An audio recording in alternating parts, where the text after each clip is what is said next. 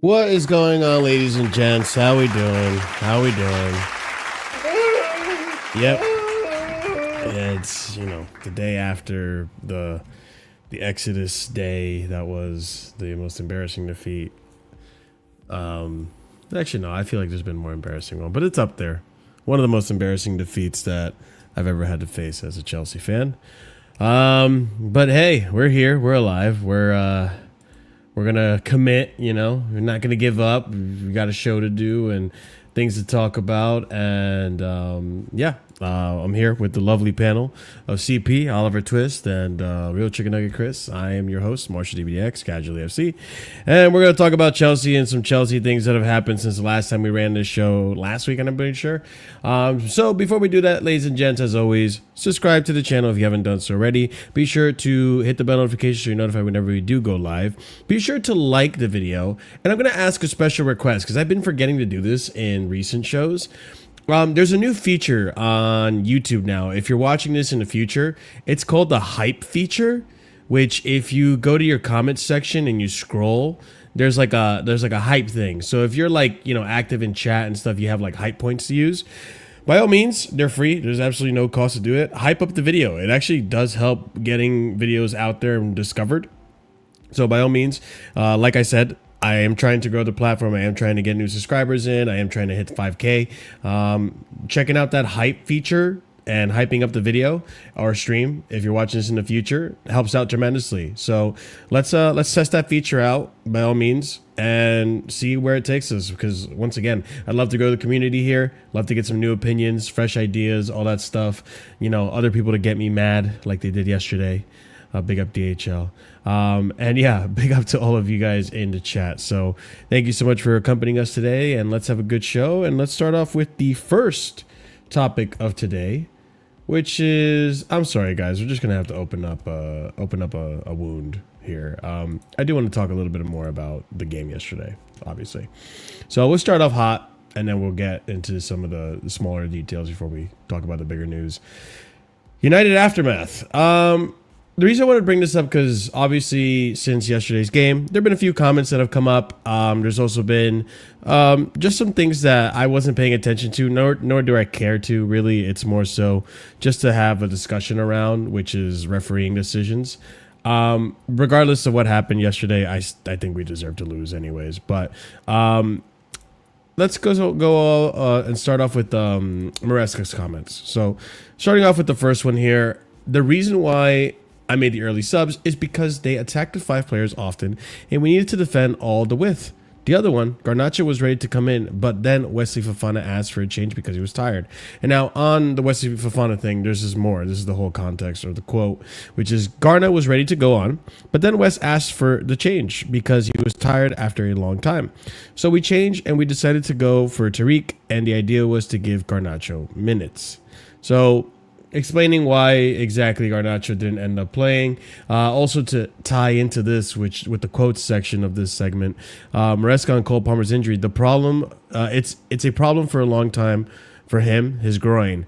Cole was not 100% ready, but he wanted to play this game, so the effort is huge. But after 20 minutes, he decided it was too much. So really unfortunate that happened. On Acheampong as well. No Josh. Josh is just because we had Tosin. Malo was on the bench also. We had already 2 defenders, so it was just for that, not for any other reason. I think this is a reporter asking. Nazar Kinsella was asking if he was injured. We'll go to Trevor Chalobah soon, but before we even, talk on that, anything in the quotes that any of us have an issue with, I'll start off by saying, I think the first thing I have an issue with was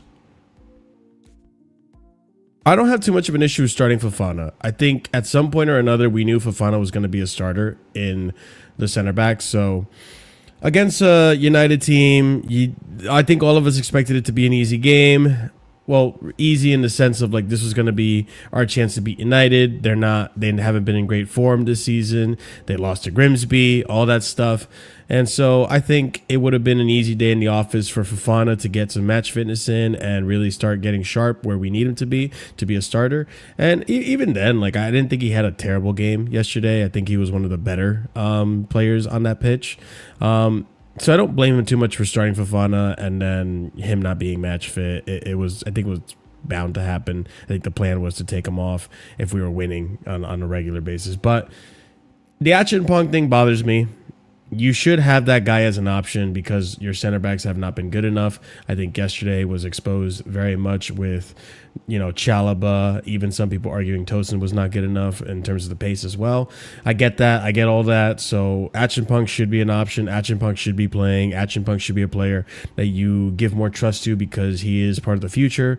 So I do think that's a player, much like Levi Colwell, that you give more opportunity to rely on him and say, listen, you learn from your mistakes throughout the season, so on and so forth, and let's see what he can do for us. Because against Crystal Palace, I think he did a fairly good job, and I want to see how he does against other teams, and let's test him.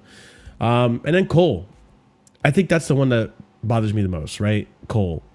The player has an injury. The player is playing through it, and that you just played him against Bayern Munich 2-3 days ago.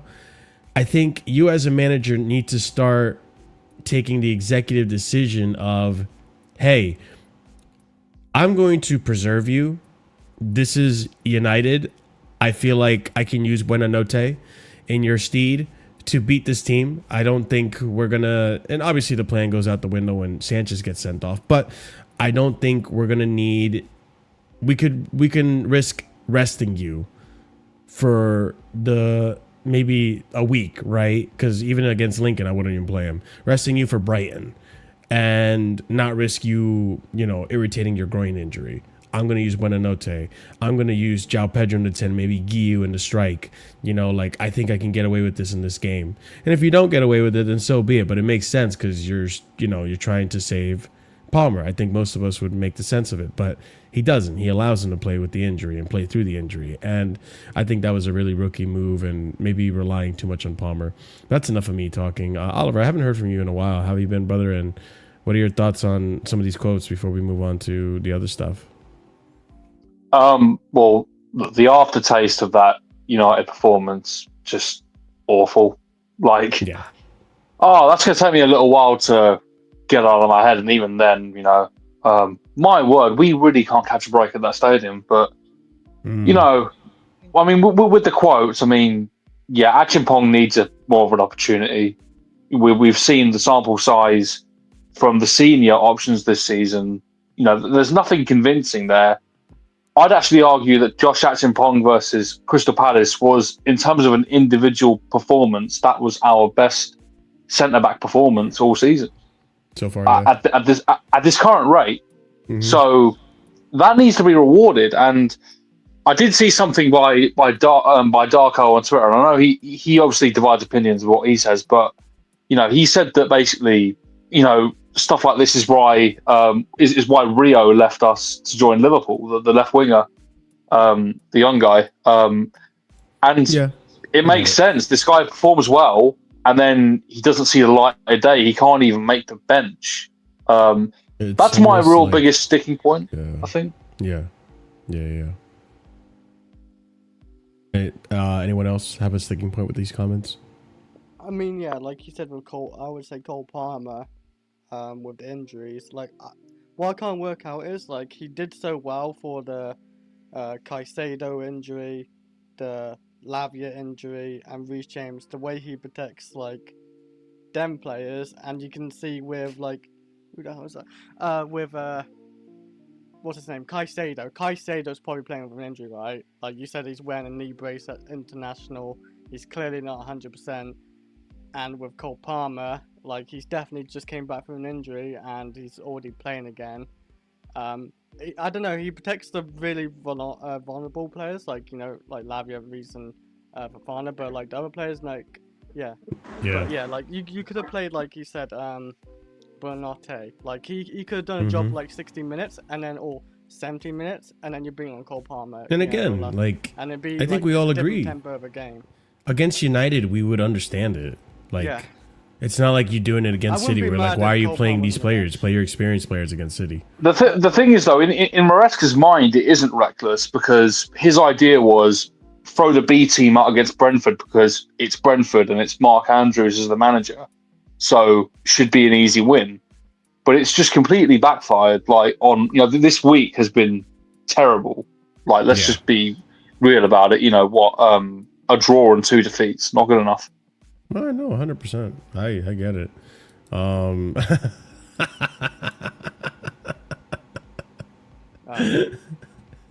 Speaking on that, Trevor Chalobah came out with some comments. I want to say sorry to... Yeah, what's up? Sorry, before you go, you full screen me for a second. Yeah, well, no, we see it. I'll full screen you after this, because I want your thoughts on this. No, there's another thing. To full screen me. So it's taking over your show. Oh my god. Oh my god. Dude. Marshall, speak on the criminal. Speak on the criminal. Trevor Chalobah. Yeah, I'll give you the mic after this. Trevor Chalobah came out with comments saying, I want to say sorry to the fans. That's not the level we want to be showing. We've got to take responsibility as men. The last 6 months is gone, and now there's going to be a lot of pressure on us. We need to show in these types of games why we should be competing with the best. When you go 2-0 down in any game, it's tough. Bayern and now today. We need to start games properly on the front foot. We need to learn. It's a long season, so we can't dwell on it, but we need to learn. Use a little bit more my friend. And one more too before I give the mic to Prime. Robert Sanchez also came out with this. On me today, guys. Big sorry for that. Team put up a massive effort on the second half, but couldn't get there.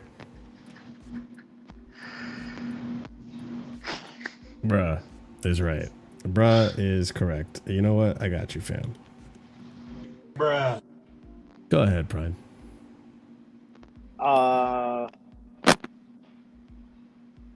Trav Sanchez, you pick your pick. What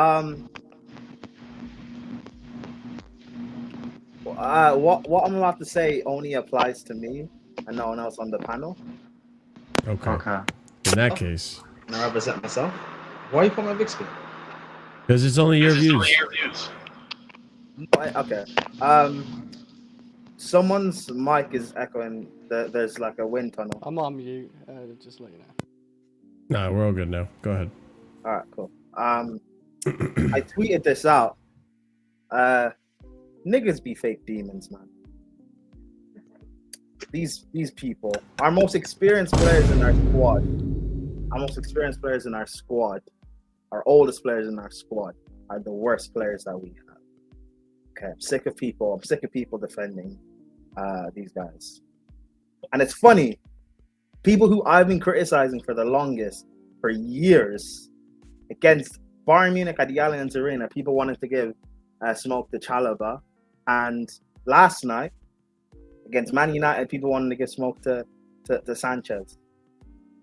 And I see certain people online bitching and moaning and crying about, oh, we're scapegoating them, and why are we giving all the pressure towards them? And not even Marshall, even though Marshall's a bit of a, it's not even Marshall I'm talking about. Certain people like Daniel Wilkinson, who loves to suck these two off and loves to defend them, and then will cry when he gets criticized. Go back to what Jehovah's Witness said. Thank you. It's nice that Marshall knows who I'm talking about. Thank you. I don't care about your apology. Leave my football club. Talking about we need to take responsibility. You need to take responsibility. You're our most experienced centre back. Because up until last season, Tosin had never even sniffed European football before. Tosin's not even an international player. He's not played for his country. Whereas you, Chalobah, all things I'm told by this fan base, Thiago Silva rates you highly, so that's got to mean something. You're a world-class centre-back, I was told last summer. I was told you start for every top six side. I was told that, Tuchel wanted you at Bayern Munich. You're just an amazing player. You are known at Crystal Palace. You barely played, and when you did play, you didn't play well.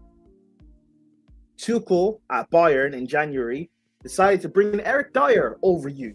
And Dyer dropped a man-of-the-match performance against Arsenal at the Allianz Arena in the quarterfinal of the Champions League. You are an awful defender. I remember when you played with Thiago Silva in 21-22. The amount of times old man Silva saved your ass. But because it wasn't a mistake leading to a goal, none of you guys noticed. None of you guys noticed because you guys don't actually look at the bigger picture. Beach over We are in 2025, and our best centre back is Chalobah. One of the people here on Casually FC said he's our best centre back. I'm not going to name names, but the guy's English, so you can figure out who it is. It's Oliver. Oliver. It's Oliver. It's Oliver. No, it was. Oh, no, sure. It was Scott. You know who it was. It was Scott. I know who it is. Don't worry. I called it out yesterday. Guys, don't interrupt. The black guy's cooking here. Don't interrupt. He's meant to be our best centre back in 2025. If this is our best centre back and our starting goalkeeper middle name, hey, I'm delusional to think that we're in a title race. I don't know. I don't know what we can do now. I'm sorry. I don't know because Marshall, stop with the sound effects. You're ruining my club, sir. Because I figured, even though we have deficiencies, I thought Liverpool, City, Arsenal, they also had deficiencies that it wouldn't be that much of a difference. We could still challenge until like April, May. I thought that. But if these two are going to keep playing, no Colwill, which with the whole Colwill thing being out as well, like we're putting a lot of pressure on Colwill to come back and show a great level. We don't know if he's going to come back looking the same straight away. It might take him a while. We're putting a lot of pressure on this guy. A lot of pressure. Where did you put us, Prime, by the way? You said we had a title challenge. I said third, and we challenge. Okay. But now I'm like, because this defense, these individuals in this defense, I really don't know. So now I'm just like, yeah, fourth. Because we are still, I think in reality, we're the best of the rest. In terms of a title race, I truly don't know. Because I really don't trust this. And the thing is, with Tosin, for example, right?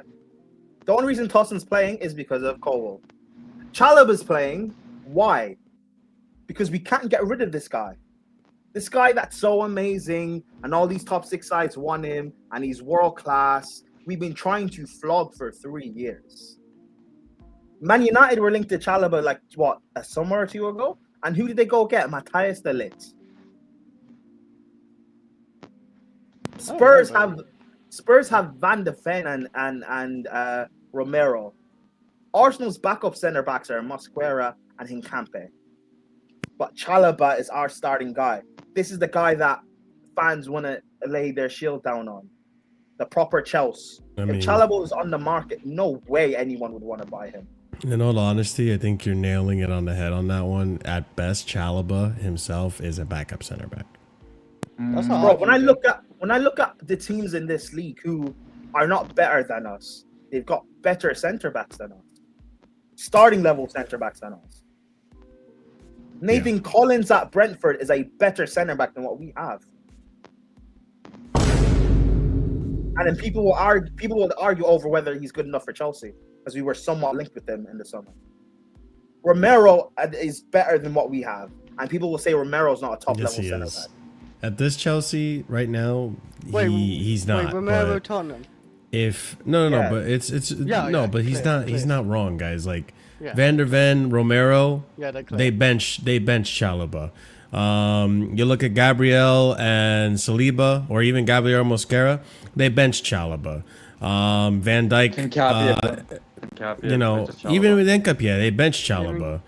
Like, I think you even look to Manchester United, who he just played, and they got like Lenny Yoro. I'm taking Yoro lit. And also, benches Chalobah. I'm sorry. This is why I said on deadline day, I looked at the sporting director, because you know what's frustrating?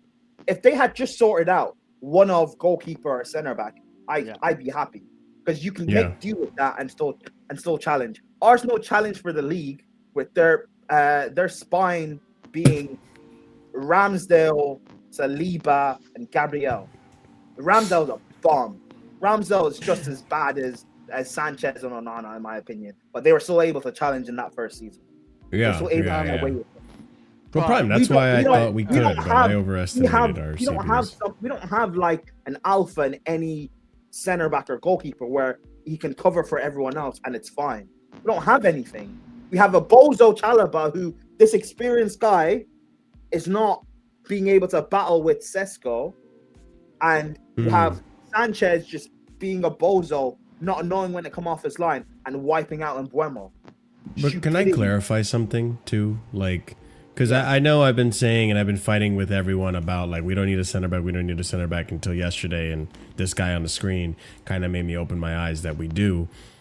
I was even saying that because, like, last season we were doing just fine with Colwell, and I'm not going to sit here and have debates that Colwell is better than Van Dijk, Colwell is better than Saliba, Gabriel, Vardiol, Ruben Diaz. Like, he's not even of that level, like the alpha that you're talking about, Prime. So, like, he could be Guardiola's level. He could be. He could be, for sure. No, he's not there now. No. I'm sorry. Me and Dark were talking about this privately.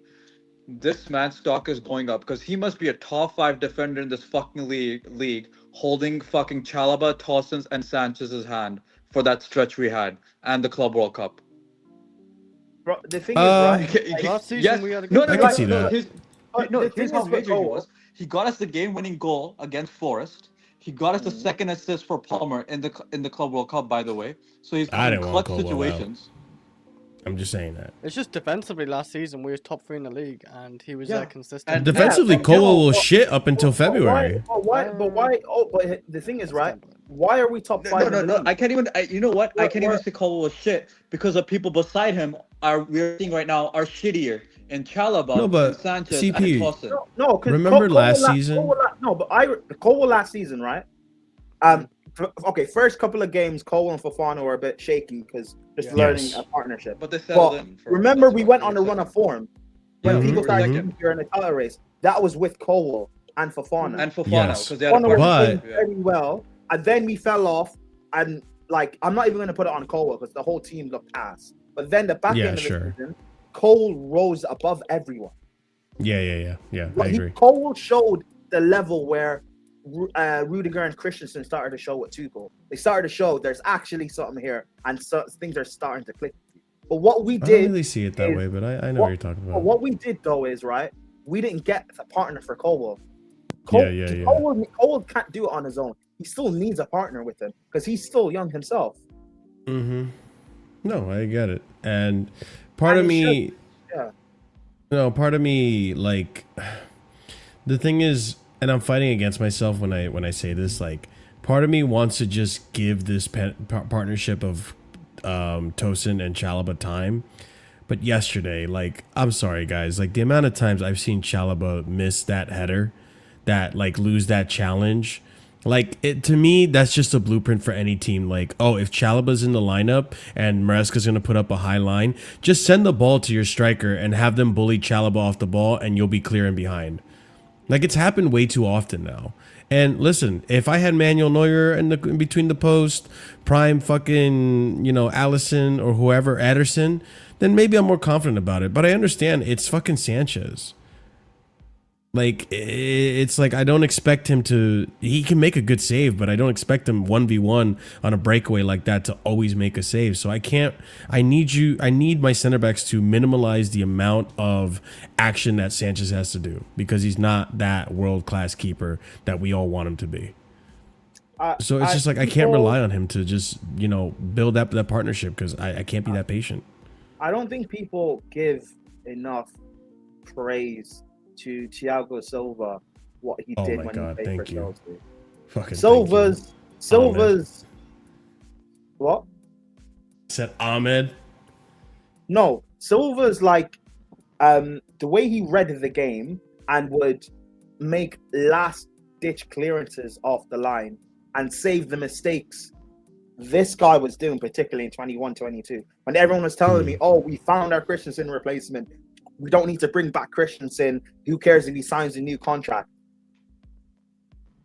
And Cole was starting to do that in the back end of last season and at the Club World Cup. And even Cole, as much as he is improving and growing, I don't want to have to rely on him solely. He shouldn't be the guy yet. He needs to earn that. Mm-hmm. Like, it's just like, if the plan was that we're not actually going to challenge this year, that's fine. So at least the young kids that we have out in defense, bring them back and have them play for us, because they're better than whatever we're seeing with Chalobah and Tosin. I would rather have them make mistakes and learn. I'm cool with that. I'm just going to point this out. Brody, listen, let's be a little smarter. All right, we're not single-handedly saying Chalobah. First of all, if you're saying this, you didn't watch your review yesterday. And if you're also saying this, you're not paying attention to the whole conversation. You're missing context. All of us on this panel went through the whole entire lineup. And even Maresca, everyone is to blame for yesterday's result. Not just Chalobah. But Maresca's not the one telling Chalobah to miss your chance against Šeško. Right? Because Maresca's expecting Chalobah to win that duel. So Chalobah made a mistake. That mistake then leads to provoking Sanchez to make a mistake as well. It's a double blunder. So we're going to point out and not just ignore the mistakes that these players make and call out these players, keep these players accountable. When they make mistakes, I'm going to be here to call them out. And sometimes there's going to be people on this panel that are going to argue it back and forth. And that's what creates information and nuance, and that's how we learn about both sides of things, right? We have information. So that's the point of the platform. I mean, I just want to discuss this. I'm not 100% blaming it on Chalobah, but I was really upset with Chalobah's performance yesterday. Now, speaking of Chalobah's performance yesterday, we have some things I wanted to talk about. I'll come back to this. This kind of bothered me. Now, I didn't care to use this as an excuse yesterday. Listen, we lost because we were shit, not because of the refereeing. But there was some things that were overlooked that I thought was really odd. So earlier in the Premier League, I think this was like against Burnley. So what, this was game week 3 or 2? Mm-hmm.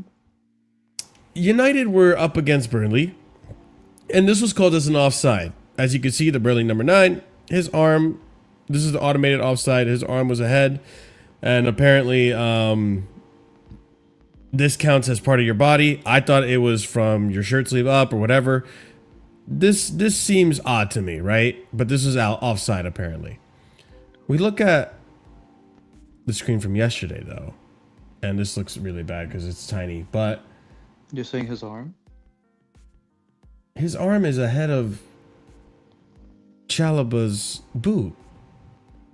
So how is he not offside? How is this an onside? Let me just show you again. This is offside. His arm was ahead of number 2's arm. I forget who number 2 is. Yoro, maybe? This is offside. His arm is ahead of Chalaba's boot. How is this not offside? And listen, I don't care. At the end of the day, I agreed with the decision at that point, but it's the inconsistencies. Because I would have called this onside as well, because I'm thinking you can't use your arm, then that shouldn't count as getting you offside. Yet this is considered an offside or an onside. I'm not even like if you're looking for a discrepancy in the VAR here, I'm not even looking at that. If you're going to nitpick anything from this like phase of play, you've got to if I don't know if you guys have seen the screenshot, but Sesko's foot was ahead of Chalaba's. Oh, in the build-up? In the actual like the camera shot. Oh yeah, I don't have it. Sesko's foot was ahead of Chalobah. He doesn't touch the ball, but he's basically occupying Chalobah. He's involved in play. Mm-hmm. Yeah, I mean, if you're going to nitpick anything, it has to be that. I mean, with this animation, the only thing I can really say is that like the rendering isn't even done properly. Like Chalobah's foot in the rendering is like he's on his tiptoe there, but in the camera shot, his foot's flat. So how are we using this to judge when it's not even rendered properly? Let me see if I can find this silly moment. Silly moment. What do you guys think so far of what I'm saying here? Well, he looks on side. But this other one, that's the thing that bothers me, is this other one apparently is offside. Wait, that's offside? Yep. Apparently they gave this offside, yeah, Chris. This was given offside. This was given onside. I don't care anymore, man. They've somehow managed to screw up semi-auto offside. Yeah, we talked about this. They're incompetent. We know for this. For me, it should be clear and obvious, and just I don't know why that one was offside. Did I find it? Why is that one offside? Look how FIFA have used it in the World Cups, and it's the most surefire thing ever. It comes to the Premier League, and it's already making the inconsistencies. Yeah, because they're idiots. Yeah, 100%. Why do you think it should be off? No, I think this should be technically onside, right? Okay, yeah. Like that's what I thought the rule was. Yeah, this is on. But if this is on, then this one should have been on. Yeah. You know what I'm saying? I don't get why that's off. That's what's confusing me now. That's United as well. Yeah, it's the same team. I'm trying to find this stupid, because Oliver has a point. There's one angle you can see all these views of it, and I can't find the goddamn screenshot. What the hell? Oh, I think I found it. Okay, here we go.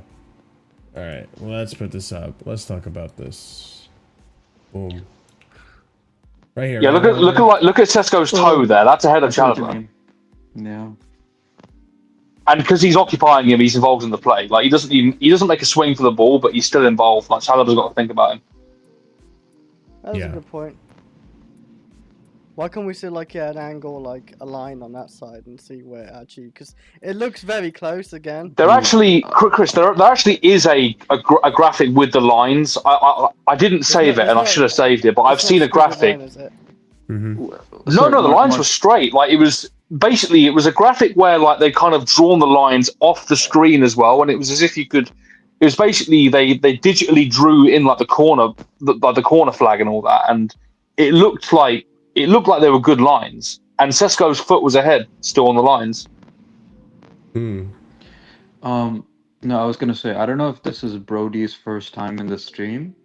We are not saying we lost because of VAR. We actually are not like Arsenal fans and are blaming it, but we go through the game and discuss things. We talked. If you want our initial reaction, you go to yesterday, where the only time we talked about VAR was against the João Pedro penalty, probably. But other than that, we didn't even talk about this. And this information is just coming to light because of Twitter and other people saying, hey, a similar situation happened earlier in the season, and that was given as offside, so why hasn't it happened here? We're only saying that. We're only having it, once again, as Marshall said, a discussion. Welcome to the stream. Welcome to this whole live streaming space, buddy. Thank you. Yeah. It's basic accountability. I mean, this league propagates itself as being the best league in the world, But you cannot have these inconsistencies and be claiming yourself to be that. Yeah. Sorry. I opened us, Brody, maybe you just joined in. I opened up this segment by saying we deserve to lose yesterday regardless of your decisions. Did I or did I not? I did. If you guys saw how we were playing even before the Sanchez red card, we started the game very poorly. We were under the cosh. We weren't good enough, even with 11 men. I mean, now it's just 5 minutes. We started. No, really yeah, poorly, we weren't. But we did. And I don't know. Second half, like later, we was trying to pull it back after when it got 10 versus 10 anyway. So that's another thing I wanted to bring up because this man was, opening it back up, and this was not given as a penalty.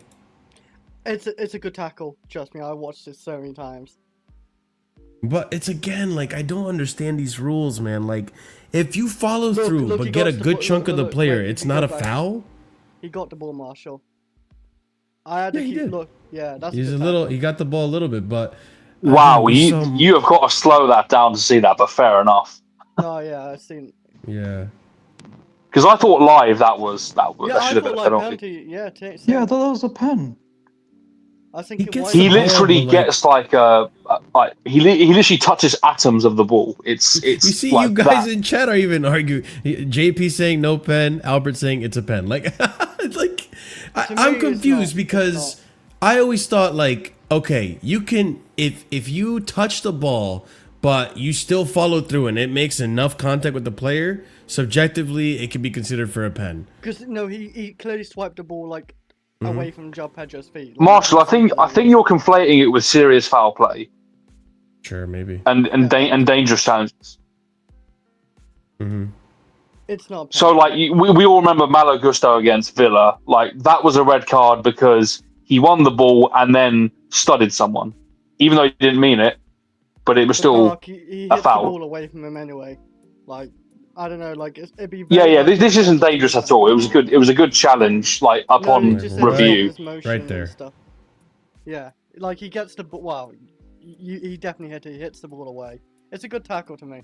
And then like that just happens. That's a contact sport. I get it. If that was Chelsea, and this is how I always view it. Like if this was Chelsea, say Chalobah or any other defender, Fofana does this, I'm saying no penalty. Like I say, I think the Sesko potential offside in the Bruno goal is a lot worse than this. That's my thinking right now. Yeah. It's just things that I wasn't paying attention to yesterday because I was just so upset with the result that I wasn't even looking for excuses out of this. We'd lost fair and square, like we were shit. But it's just other things that now I'm seeing. I'm like, what do you guys think about this? Because we didn't really talk about it yesterday because we were more worried about the performance rather than the decisions on the pitch, to be honest. We didn't talk about any decisions yesterday, did we? Yeah, no, we didn't. Yeah, that's why I'm bringing it up today because, yeah, exactly how JP says. It is what it is. Like, we didn't deserve to win regardless of what happened decision-wise. It was, three people fucked us yesterday was Sanchez, Chalobah, and you could say Angel Maresca for sure as well. Yeah, I mean, while we're on the topic of refereeing, another one I want to bring back because I'm petty, I guess, is we had a decision that came out on this, the PGMOL versus Brentford, because I think most Chelsea fans were pretty upset that this wasn't broadcasted or even aired or talked about. And when Olivia Bazzaglio ended up talking about it, she was forced to take down her video from TalkSport. But Kieran Gill was saying here that PGMOL are not saying whether they think Brentford's stoppage time equalizer against Chelsea on Saturday should have or should have not stood. They have not decided on it. They have not spoken about it. They have remained in silence whether or not this should have stood or should not have stood. That's the one where there was. I thought they did say something. I think pundits and ex-referees said something, but PGMOL never addressed it. I know someone definitely said that, it's a subjective decision, so you can't really, go here or there. Mm-hmm. Yeah, this one was the one where Otara was in front of James. And people were arguing that if Otara's not in front of James, James has a clearer, shot at booting the ball out because he was close enough. And, in this play in particular, you could see James is trying to decide whether to mark Otara or the man behind him. I forget who it was. I'll see if I can find it, honestly. That was Fabio Carvalho, right? Yeah, Fabio Carvalho. It may have been Fabio Carvalho behind him, but yeah. Where did you guys stand on this? I don't remember. Like, did we think it was an offside play or not? Let me put it like this: I would have a lot more sympathy for it if our defenders were not 4v1 on a man and lost. Yeah, that's true. Yeah, like that level of defending deserves to be punished, whether you're offside or not. I'm sorry. If we got away with that, then it truly would have been getting away with it, and it would have been a falsehood, and people would have gotten false hope out of it. Again, I think it's subjective. I mean, I don't. I would have taken either or. Saying it's not clear offside. Like, can you really say it's a clear and obvious offside that player did? I thought it was offside because he was literally. If he wasn't doing that, then Reece James gets it for me. I think the problem with these decisions, though, is that they slow it down on VAR, but then they judge it as if it's in real time. Does James have the reaction time when that guy swings at the ball? Does James have the reaction time to change his mind? No, so I don't think he does. Get involved like that, I think yes, Reece James would have the reaction time and just hit it, but. But this all happens in a split second, though. Like him swinging the ball. Well, he's swinging the ball, but Reece can't do nothing when he's swinging. Well, when the player's swinging at the ball. I just don't know if there's enough reaction time there. Again, I think these VAR officials slow it down, but then they don't judge it as if it's slowed down. They judge it as if it's in real time, and then at that point, it just becomes like stupid. Here, I'm gonna take the replay from the actual YouTube, just so we can go over this one more time. Because, Ahmed, I know you just joined, but we're talking about PGMOL basically not coming out with any comment in regards to this. And this was pretty controversial in terms of a decision, but no one was talking about it. So, yeah, this is the flick, obviously.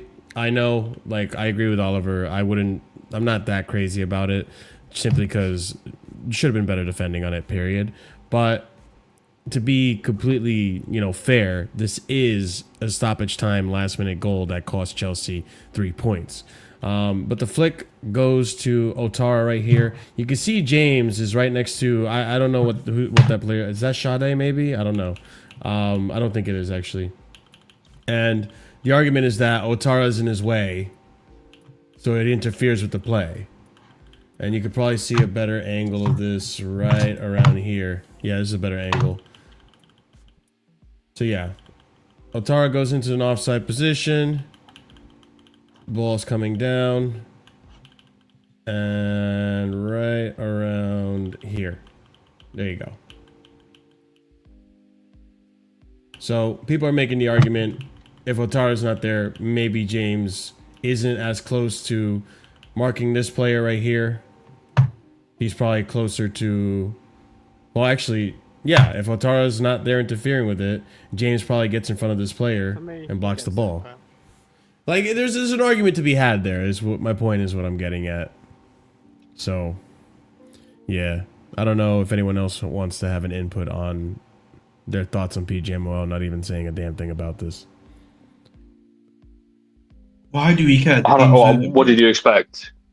Yeah. Can I just give the take that why do we care? The game's over. It ended 2-2. Well, guys, you win some, you lose some, on to the next one. That's the reality of the PGMOL. Oh yeah. It's it can go in your favour or it can just go against you. Exactly. That's why I always say, like, when I just laugh when Arsenal fans or even United fans say they're always against us. No, you can get lucky your way as well. Like, it definitely happens. Like, we get some bad luck, we definitely get some good luck. The Fulham one, could have gone against us with that Chalobah red card. Not red card, but they said it's a foul, I mean. And you had good karma last week, you had bad karma this week. Game's the game, innit? That's it, literally.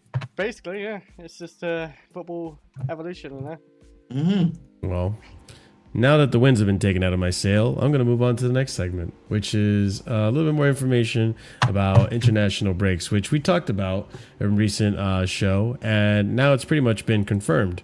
So FIFA has confirmed that starting from next season, so the 26-27 season, that the international breaks in September and October will be combined into a single break from September 21st to October 6th, pretty much being a 3-week international break going forward. So no more of these 2 international breaks or 4 international break windows in a season, I think.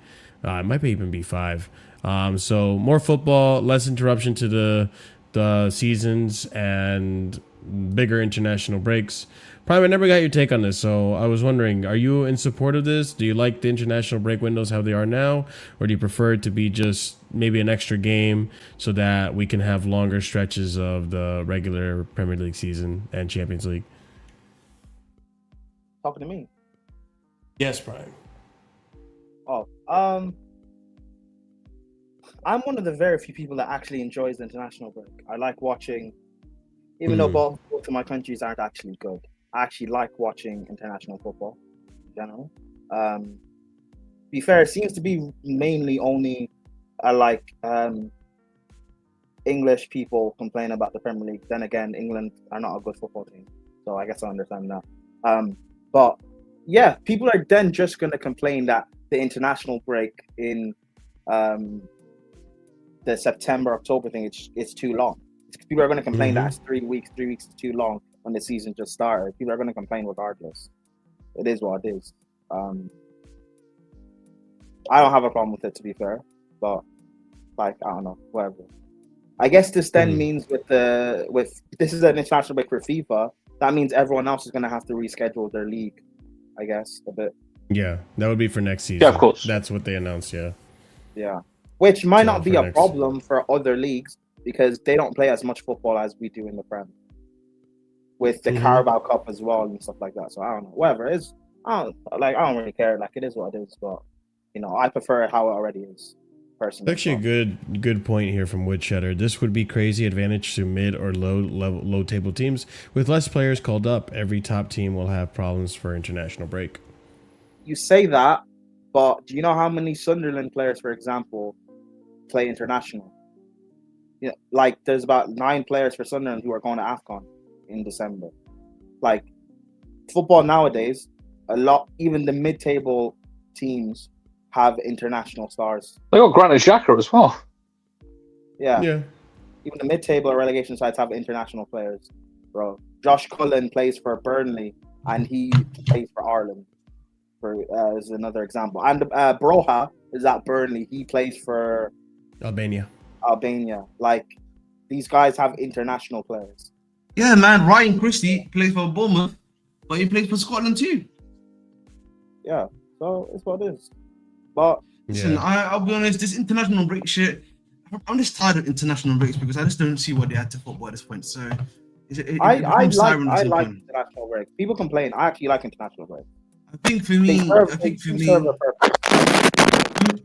Whoa, whose mic is doing that? Yeah, I just think for me, it's just more so that they probably should be happy at the end of the season, bro. There's no point in them being a part of within the season. I just find that a bit pointless. It should probably be happening after the season ends. I could see that, but it would be like at that point it could probably be just like a normal season. Like that's what I'm saying. Play a whole season and then that's all. Yeah. So how many international breaks are in a qualifier? Give or take, like. There's one international break in September, October, November, and then there's one in I think March or April. No, but I mean like South America, for example. A South American team probably needs to play 18 international breaks or 18 qualifying matches for the World Cup.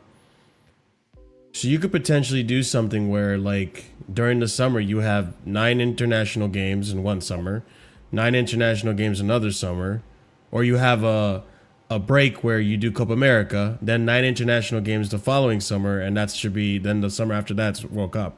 You should have figured out your qualifier by then.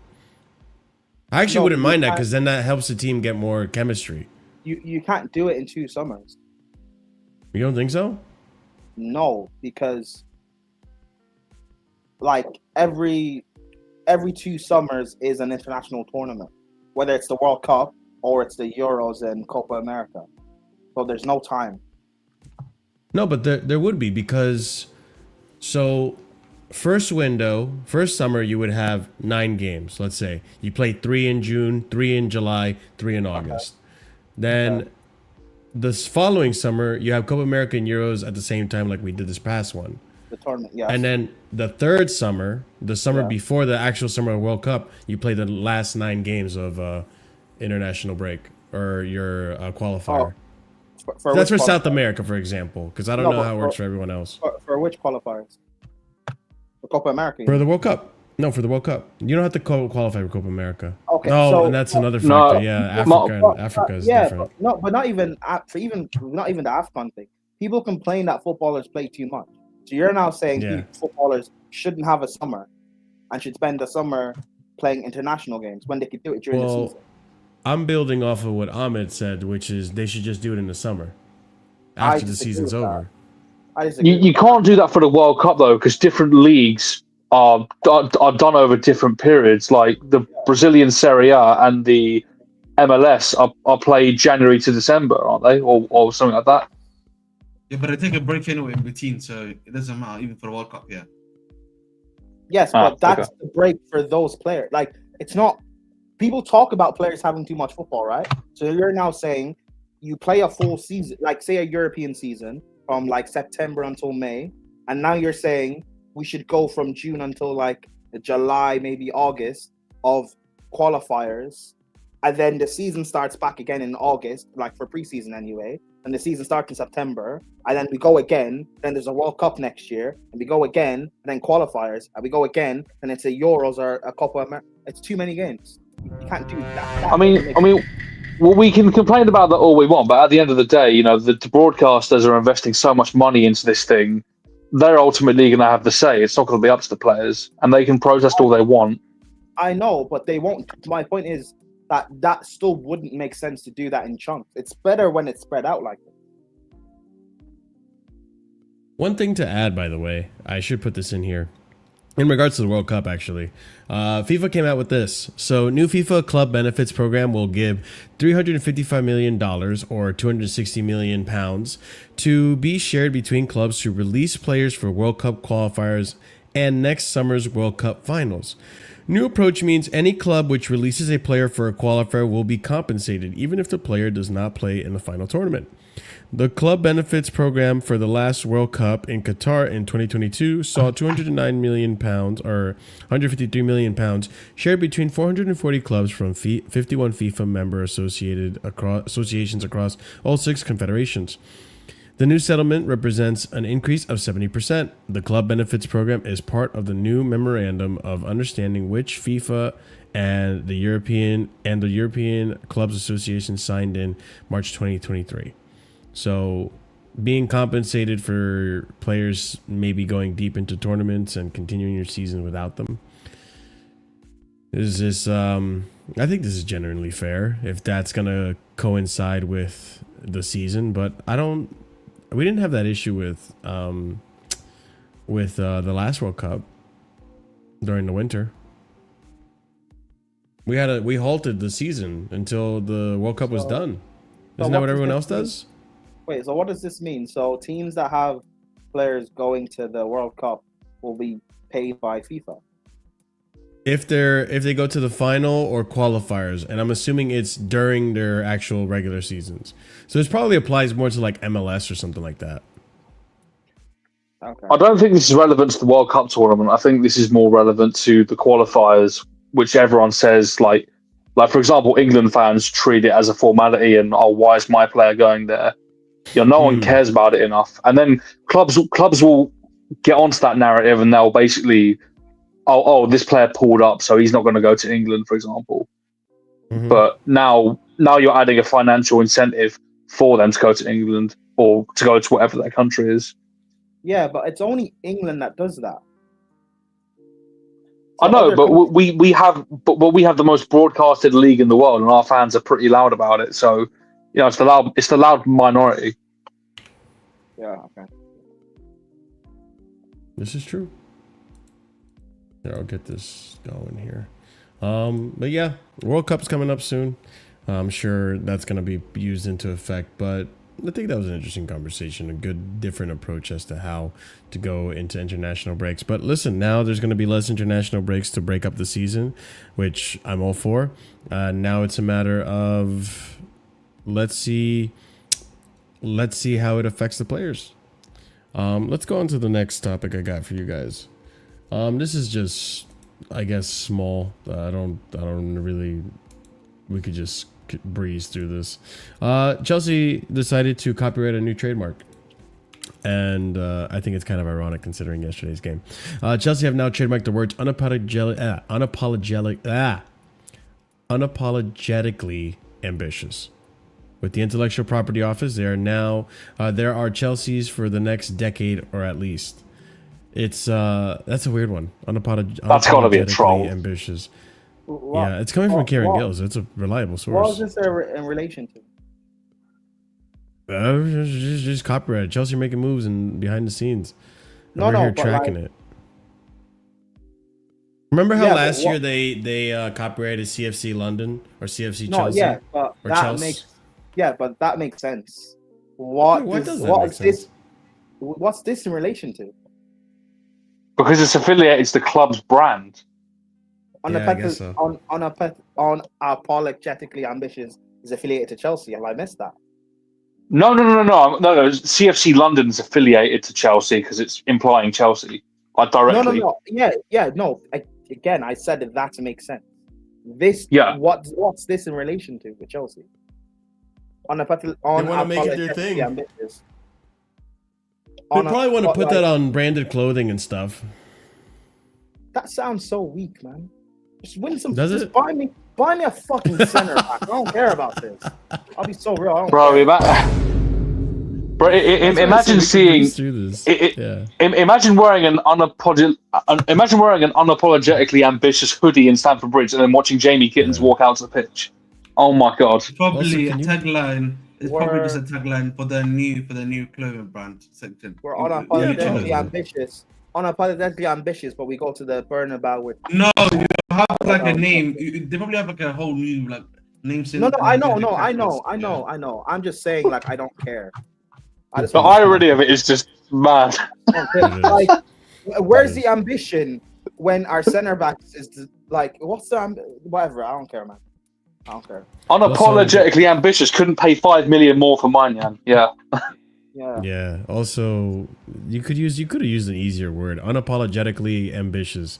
It's a tough word to say, man. I get tongue twisted. Let me just say this: if they could, they would have, because that is awful marketing. If there was a better option, then that's awful marketing. Unapologetically ambitious, but we spent I'm gonna tattoo that on my leg or something. And 100 mil combined on left wingers just for our left winger to be Pedro Neto. Yeah. Sue me, Chelsea. I'm gonna tattoo. There either wasn't a better word, or they just like the alliteration in there. You know. Mm-hmm. Yeah, Why not it does kind of sound like something Arsenal would do. Why not just trademark like Chelsea or Carefree or whatever? Oh my god! Yeah, that would Marshall, been better. Marshall, you said that about Arsenal. I've just imagined, like, you know those like pre-match videos. I'm just imagining a voiceover saying "unapologetically ambitious." Oh my god! Yeah, it's not a good look, people. It's not a good look. I'm not about it. It is what it is. Oh my god! Let's move on to the next one, because speaking of unapologetically ambitious and shirts and fashion, we need to talk about Front of Shirt sponsor, because things are looking a little grim here for Blue Co. I got bad news. This is bad. Breaking: Chelsea's chief revenue officer Kasper Stilsvig has departed Chelsea less than 2 years into the role, with the club still without a shirt sponsor. What does that have to do with him? Let's go into the details. As reported by Sport Business, Kasper Stilsvig, chief revenue officer, has not worked at the club for over a month. One of Stilsvig's tasks was to find a main sponsor for the shirt and sleeves, which has so far been unsuccessful. In recent years, several key figures responsible for shaping Chelsea's commercial strategy have left the club. Tom Glick, who is president of business, Damien Willoughby, commercial director, Chris Jurassic, who we remember was chief executive, and Kasper Stilsvig. Kasper Stilsvig, which is chief revenue officer. Yeah, we're not being very successful when it comes to front of shirt sponsorship. And then but here's the you know last the one. Oscars. Chelsea are thought to be had offers for shirt sponsorship, but none have resulted in a deal. The club have reportedly looking for between 60 to 65 million pounds a season, with new Saudi airline Riyadh Air strongly linked. But nothing's been pulled yet. What were you going to say, Ahmed? But we know why this is all happening. Because these guys, I said this before, they are too greedy. Right? They're trying to create a market standard that right now does not exist. And you can't even... How can Chelsea, go to Chelsea Football Club, back themselves and say 60, 65 million is the right amount of money right now? Let's be honest, right? We cannot back any sports sponsorship thinking that we are worth 60, 65 million per season worth of stuff. That's why we're not agreeing these deals. I feel like the price range that we are asking for is way too high than what the natural standard is. Remember, the natural standard is around about 40 million pounds. That's what we usually get for having UCL football. Do we know how much City are getting for their deal? I'm not aware of that, but I would assume it would probably be in a similar range. Like it would probably be like 45 to 50. They're getting a hell of a lot, man. Yeah.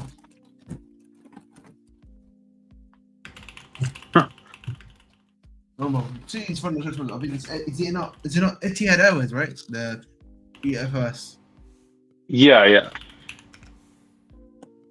Let's see. Manchester City's new kids sponsorship deal with Puma. That's not what I'm looking for. Look at it. Just say front of shirt. That's it. There should be a I did. Maybe this is a front Moscow. shirt. Mm-hmm. It's still saying Puma. All right. It's gonna be something I'm gonna have to do off the air. I'll find the video now. 1 second. Yeah.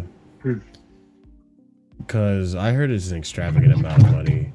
And the thing with me is, like, they probably want to follow that pipeline if I'm to take a gander or educated guess on anything. But without someone to actually spearhead that project, it just looks bad. Like, at this point, just settle for Riyadh Air. Like, whatever amount they're going to give you, I'm sure it's still a good amount. It's better than going another season without a sponsorship. Like, this is now... it's not 2 seasons. No, it is 2 seasons, right? Because last season we pretty much went, and then the season before that we were delayed, but we had Infinite Athlete. Yeah. So, I mean, that one I don't count too much, but it was their own. They sponsored themselves essentially with Infinite Athlete. Just to give you a bit of I think so. They get 80 million a year from Etihad Airways. 15 million of that is the naming rights. So I would assume the rest, obviously, is for the front of shirt, right? That would be, if I'm not mistaken, 65 million a year. So they clearly are trying to go for a standard that they have not reached yet. That's the problem. You can clearly see it. The problem with us right now, I think, is that we haven't consolidated our position in the top 4 yet. Under clear, the norm is to not be in the Champions League. That's just the truth right now. Second of all, you look at we just don't sign high-profile players, and that's name players. That's attractive to a sponsor. Who are we signing? And this isn't to say that we should change our transfer policy 180 and do names only, but it plays a factor in stuff like this. It's marketing. Yeah. And I'm at the point where, if we can't find a guy to do it, just pull the trigger on one until we do find someone that can get us a better deal. We can't go another season without a front of shirt sponsor. The problem is, Marshall, I think what's been happening is that I think the club has been getting the best deal possible. I actually believe this, by the way. I think the best deal probably possible right now for Chelsea is around about the 45 million to maybe 50 million range push, right? I think there's been plenty of clubs that offer that, though, or businesses, I mean. But I think the club thinks they can get 65 million, which I do not believe is possible. And I think that's why a lot of these guys are leaving, because I think the ownership expectation for sponsorship is completely different to what these chief executives are managing to find in the market. Mm-hmm. That's what I just think is going on right now, honestly. Okay. I mean, we'll obviously touch back on this because it's. Listen, just wait, Chelsea. Just wait until I get my away kit and then put sponsorship on the kits. That's what I'm gonna say. Wait, hold up. That's what I'm gonna say, Chelsea. Please, just wait because I want to get that away kit and I don't want it with a sponsor because I think it'll ruin the away kit. So until I get that, you can postpone. But once I get it, you should have Furniture sponsor already. Okay, let's move on to another little story here, which is Caicedo. He got a new contract. Sorry. What happened to the Jordan dude? Second. I don't quite remember. I think Jordan just decided to just not go with Spurs or Chelsea. He just didn't want to make a single move. And that's been pretty much dead. Pretty much. I'm pretty sure that sums it up pretty much. But they didn't go for anyone, like football related. Yeah. Also, just 1 second. Varna. If you want to complain about how boring the news cycle is, write Chelsea a letter, okay? I have a show to run. Some people find it entertaining. If you find it boring, you can always, go to the next video. Guys, it's not the transfer market anymore. What are we doing? I'm sorry I can't give you your fix of dopamine. Like, we can't do 24 Garnacho tweets a day, the news cycle's been slow. So I'm going to go over these tiny stories just to get through something, and we'll hit on some topics that we can talk about. Like we already talked about, United earlier. We're an hour into the show, and there's plenty of topics I have left. So listen, I'm not going to make stories. That's not what I do. I'm not an insider either. So it is what it is. £1.5 billion bottlers. Your team turned up at Rag Trafford without an elite center back or goalkeeper. Your team, my team. I thought it was your team too, bro. All right. Anyways, let's move on. Caicedo. He got a new contract, or it looks like we're still negotiating a new contract for the guy. Let's go ahead and discuss what Fabrizio tweeted here.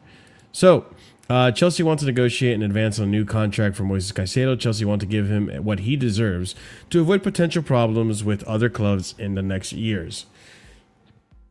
I think I can speak for all of us and say that we pretty much agree with this, right? Like, this is... Of course, he deserves a new contract after the season he had last season. No disagreements? Nope. Cool. What did you say? Yeah, pretty much, right? Like, What did say you that say? again, Prime? What did you say?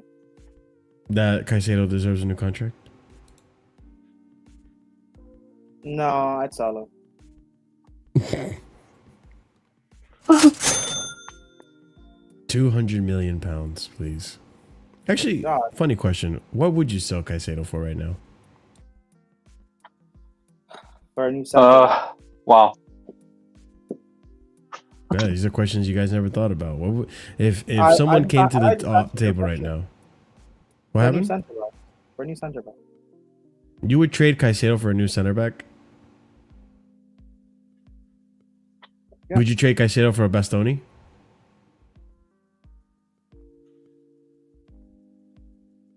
I trade Lavia for Bastoni. That's That not sounds Caicedo good. though. Tic tac. Obviously, I was joking about the Caicedo thing, but Lavia, you can go for a center back, bro. Okay. Oh yeah. Okay. The lit was available. Lavia's listening. The lit was a. Oh, Lavia, he's always talking about how. Oh, I see what people say about me Keep the online. receipts. Shut up, bro. Like I've kept Lavia and receipts. Fofana were angry about their FIFA rating. You're lucky FIFA acknowledges you guys as players. You guys don't I don't play think football. even Fofana was even angry about it. He didn't seem angry about it. People just make up shit, man. Also, do you guys? I saw something. Found out something last night. Guess who's blocked me on Twitter? Chalaba. What? Yeah. Did he? I've never added the guy before. Wow. Wow. I saw the apology thing, right? Someone quote tweeted one of his tweets or something, and I was like, I wonder if he's actually said anything. I went to his Twitter and I was wondering why like quote tweet something, and I started scrolling down. Let me see and something real quick. I'm blocked by Chalaba. Hey, hey, fine, first. Bro, some football players are too chronically online. Honestly. First. Hey, Jehovah's. Hey, Chalavo, my man, I'm not blocked. Hey, he knows where Jehovah Witness started from. Nice, I love that. And someone replied to one of my tweets and said, "Has Sanchez blocked you?" I don't know if he has Twitter, but you know, it's funny. I think it's Everyone, better he all the doesn't. Chelsea fans giving you monkey emojis, and you want to block me. That's funny. Yeah, for real. Okay, let's move on to the next topic. This is where things get a little spicy, people. We have run into a few financial issues. Let's talk about it. Or at least it looks like we have. So let's read up. So first from The Athletic. Chelsea's near £300 million in player sales didn't translate to anywhere near as much as that in player profits. With Christopher Nkunku and João Felix in particular likely to have generated a loss rather than a surplus. Meanwhile, continued activity in bringing in new players means the amortization bill has probably continued to rise since 2023-2024 figures were released. Continue on. Failure to meet the 25-26 target by €20 million or loss will see further proportional fine up to €20 million handed down. Exceed by more than €20 million and UEFA will terminate the settlement agreement, leading to a 1-year ban from UEFA competition in whichever of the next 3 seasons Chelsea otherwise qualify. I wasn't making this shit up, people. We continue on. That's from The Athletic. We continue on. Chelsea's stance that they would appeal a sporting sanction if found guilty probably means they have been told by their lawyers that there is a realistic prospect of a sanction, points deductions, transfer embargo, and fine, according to TalkSport. You continue on. Chelsea need any loss in 25-26 to be at or below €60 million. That's a big drop on recent losses, yet they also sold nearly £300 million worth of players in the summer. Around £45 million in Club World Cup prize money falling into this season will have helped too, as will the money earned from a return to Champions League, especially if they go deep into the competition, which I hope we do. Lastly, The Athletic saying that the Club World Cup was already a boon to Chelsea's finances. Going on to win it banked them around £85 million, which can also be applied in full to their current SCR calculation. Moreover, a return to UCL should generate a minimum of £50 million even before any games are played. So, translation. We're walking a really thin line with UEFA in terms of transfers. So I'm telling you right now, ahead of time, before the crash outs begin, don't expect anything in January. Is that fair to say, guys?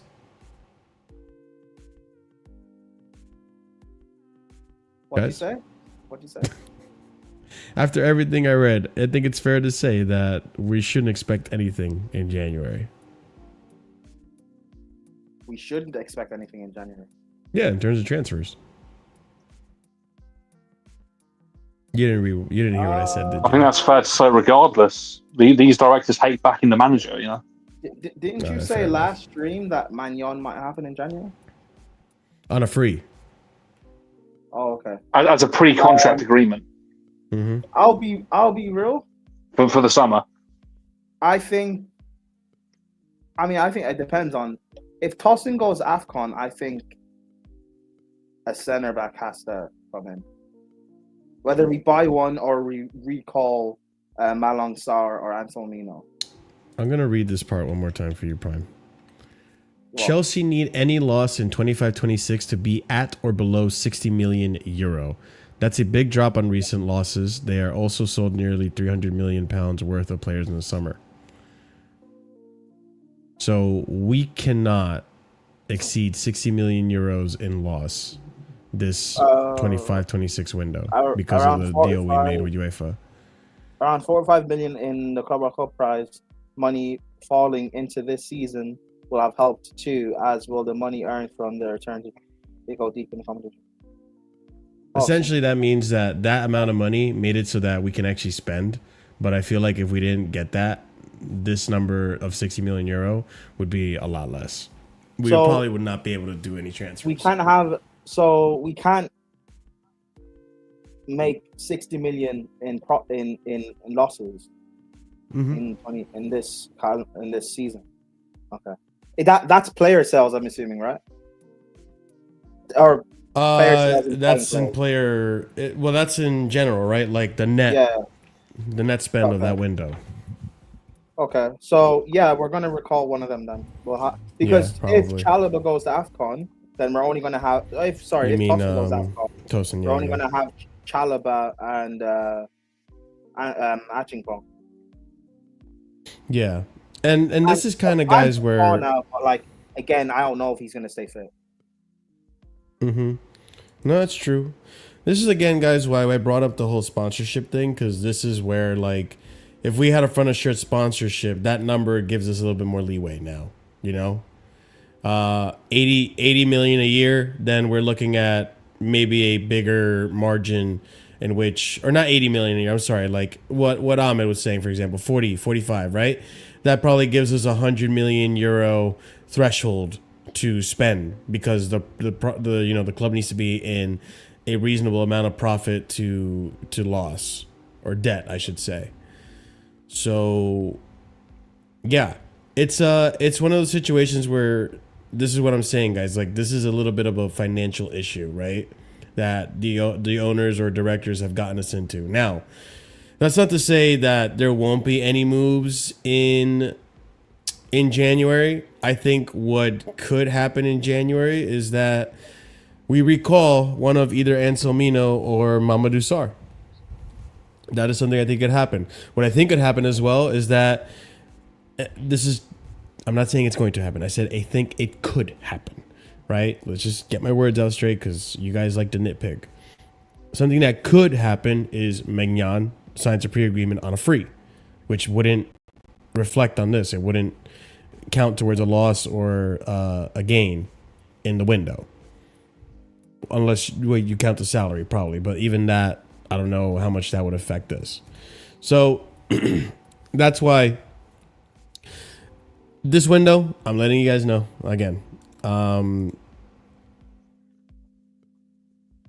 expect anything.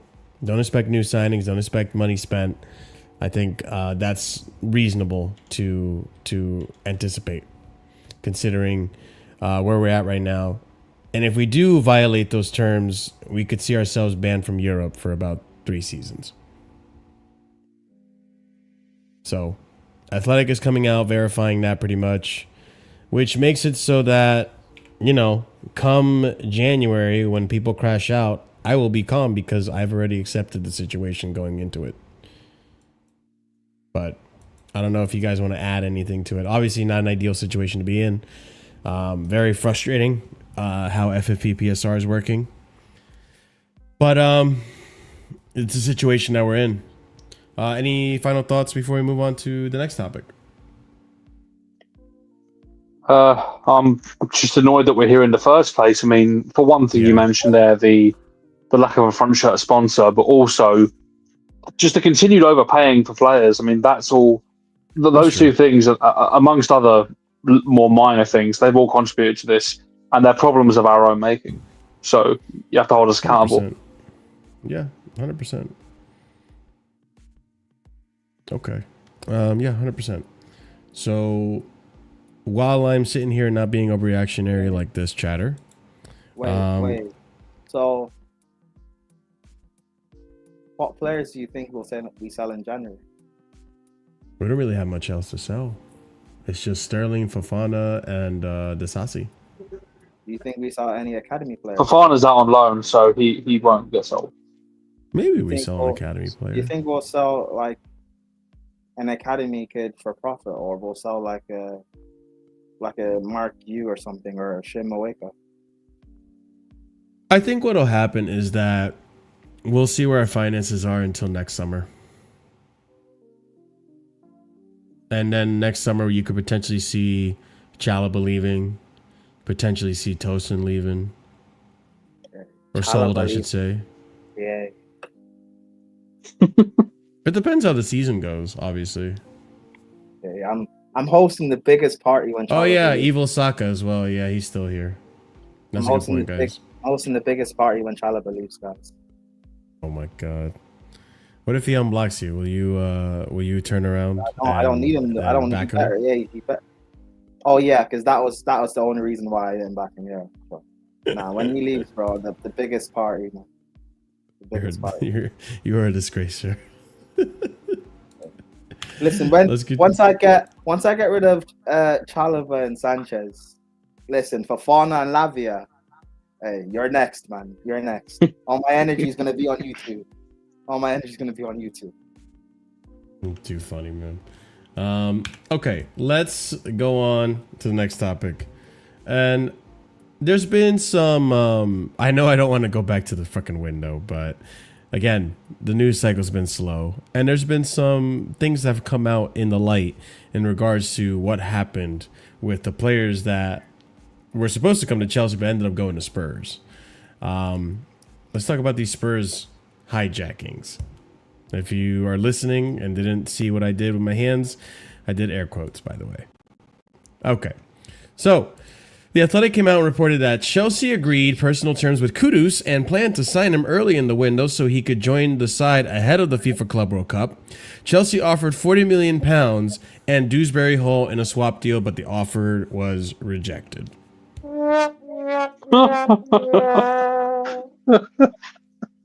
Continue on. Oh my god. we broke Oliver. So also right here is saying that Tottenham wanted assurances from Kudus that he was keen to join because they feared Chelsea would attempt to hijack the deal. This was basically a Simmons saga that did not go public as much. And now in regards to Simmons, super agent Ali Barat on Chelsea target Xavi Simons joining Tottenham. There was genuine interest from both sides. Chelsea had certain constraints at the moment, which made it difficult for them to move forward, which we totally respected, and they were really clear with us from the beginning about where they were at with it. So when discussions with Tottenham began, their connection and clarity stood out, and it quickly became clear that their project was a great fit for Xavi's development. A talk that Xavi had with Thomas Frank was really key because he hit on all the good points, which is fair. I mean, Thomas Frank... Players have come out and said that they're joining Spurs because of Thomas Frank. But regardless, Chelsea were in there. Chelsea had constraints. So the whole...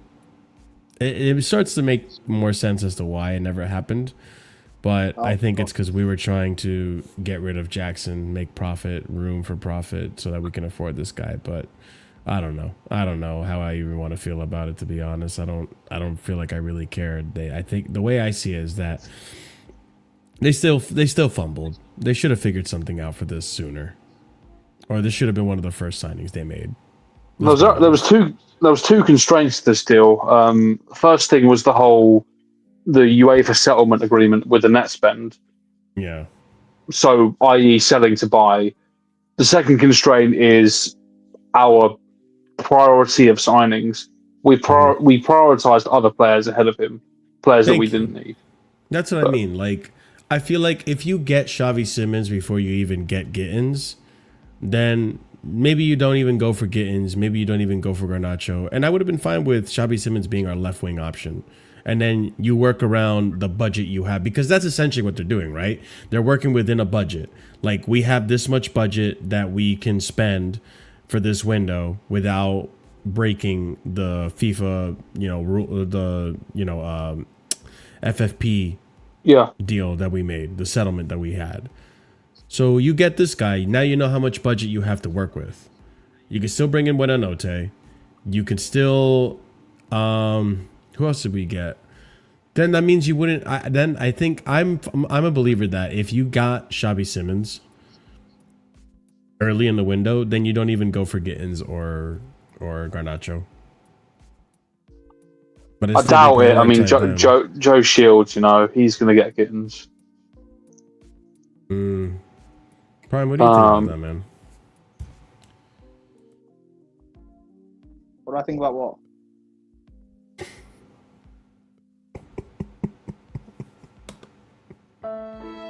It's like another version of Chris, where it's just like, what, huh? Marshall, so sad, I just want my center back. I don't care. Okay. No, I'm joking. Sorry, that was rude. No,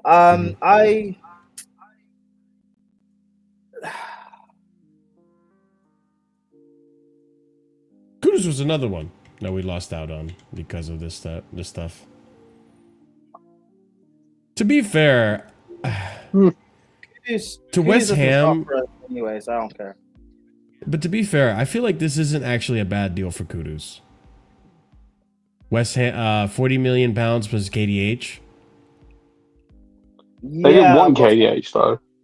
Yeah, which is crazy because they didn't want KDH. They wanted Mateus Fernandes from Southampton, and they ended up getting him eventually.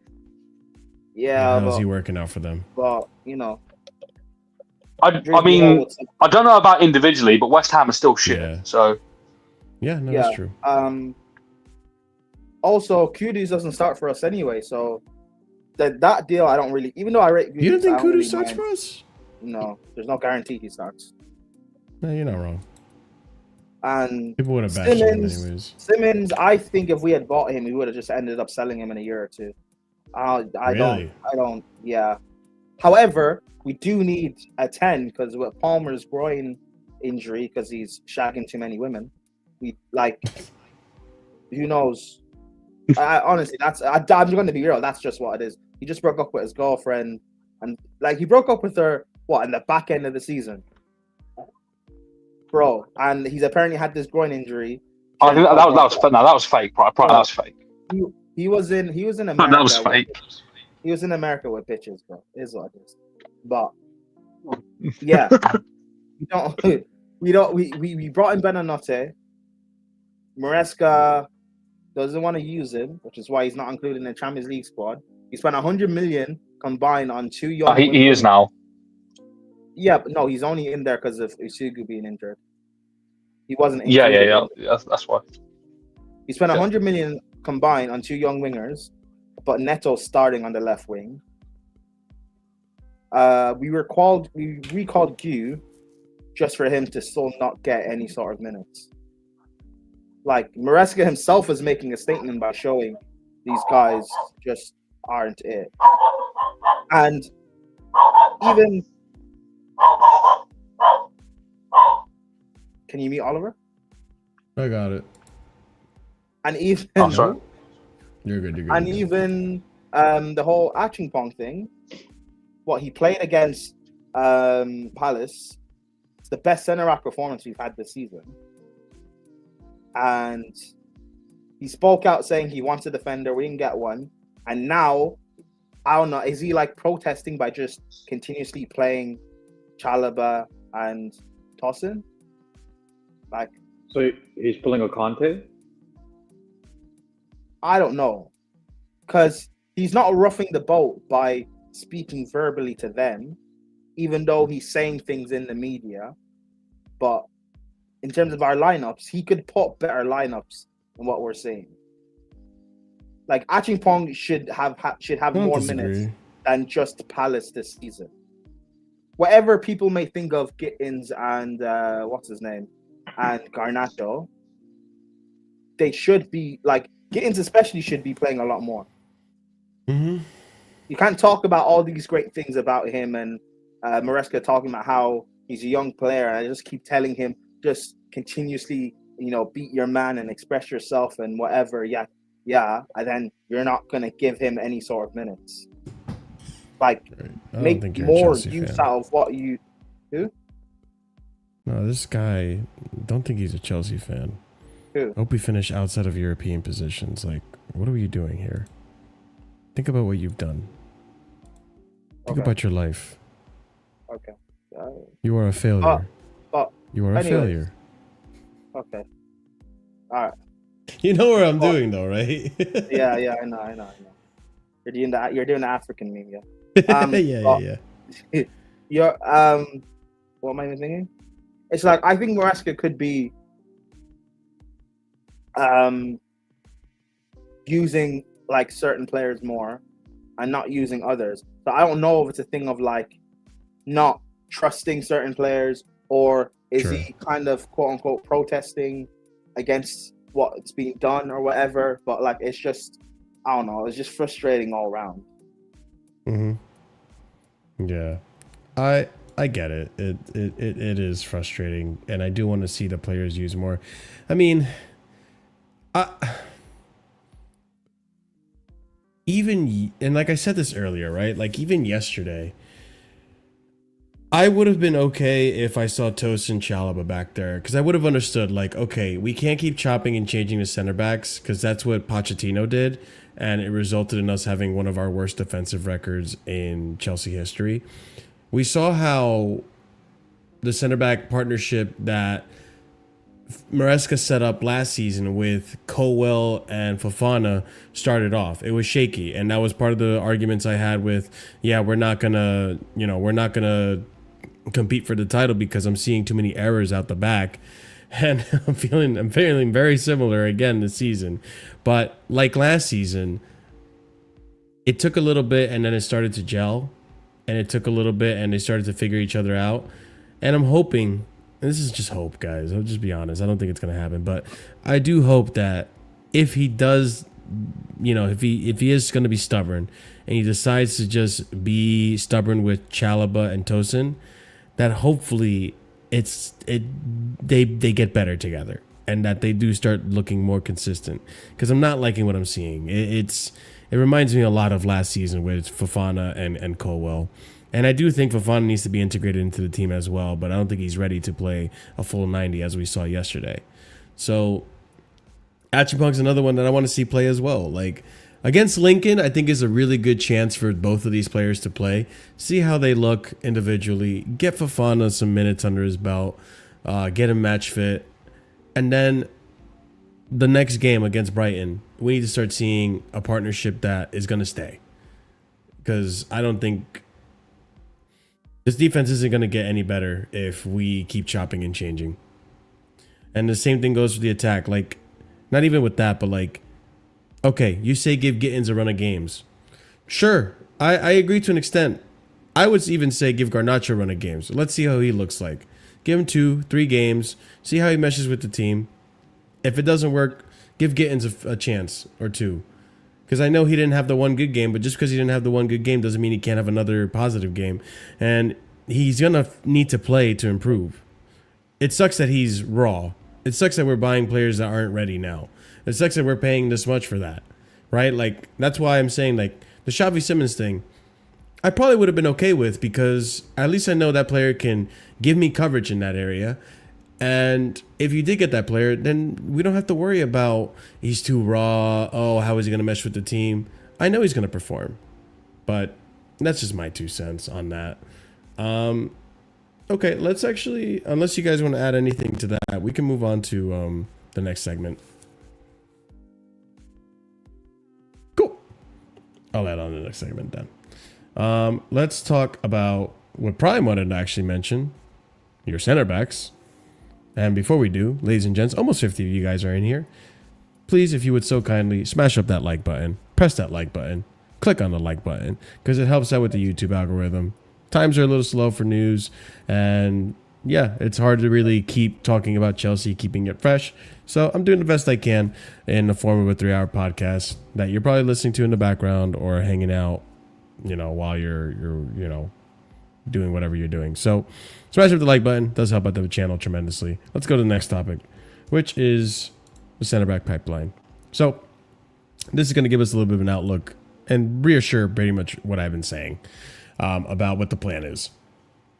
So Enzo Maresca knew that, and this is what Ahmed said yesterday, Enzo Maresca knew that his say in transfers at Stamford Bridge would be limited and that his main task was to concentrate on coaching the team. This is according to The Athletic.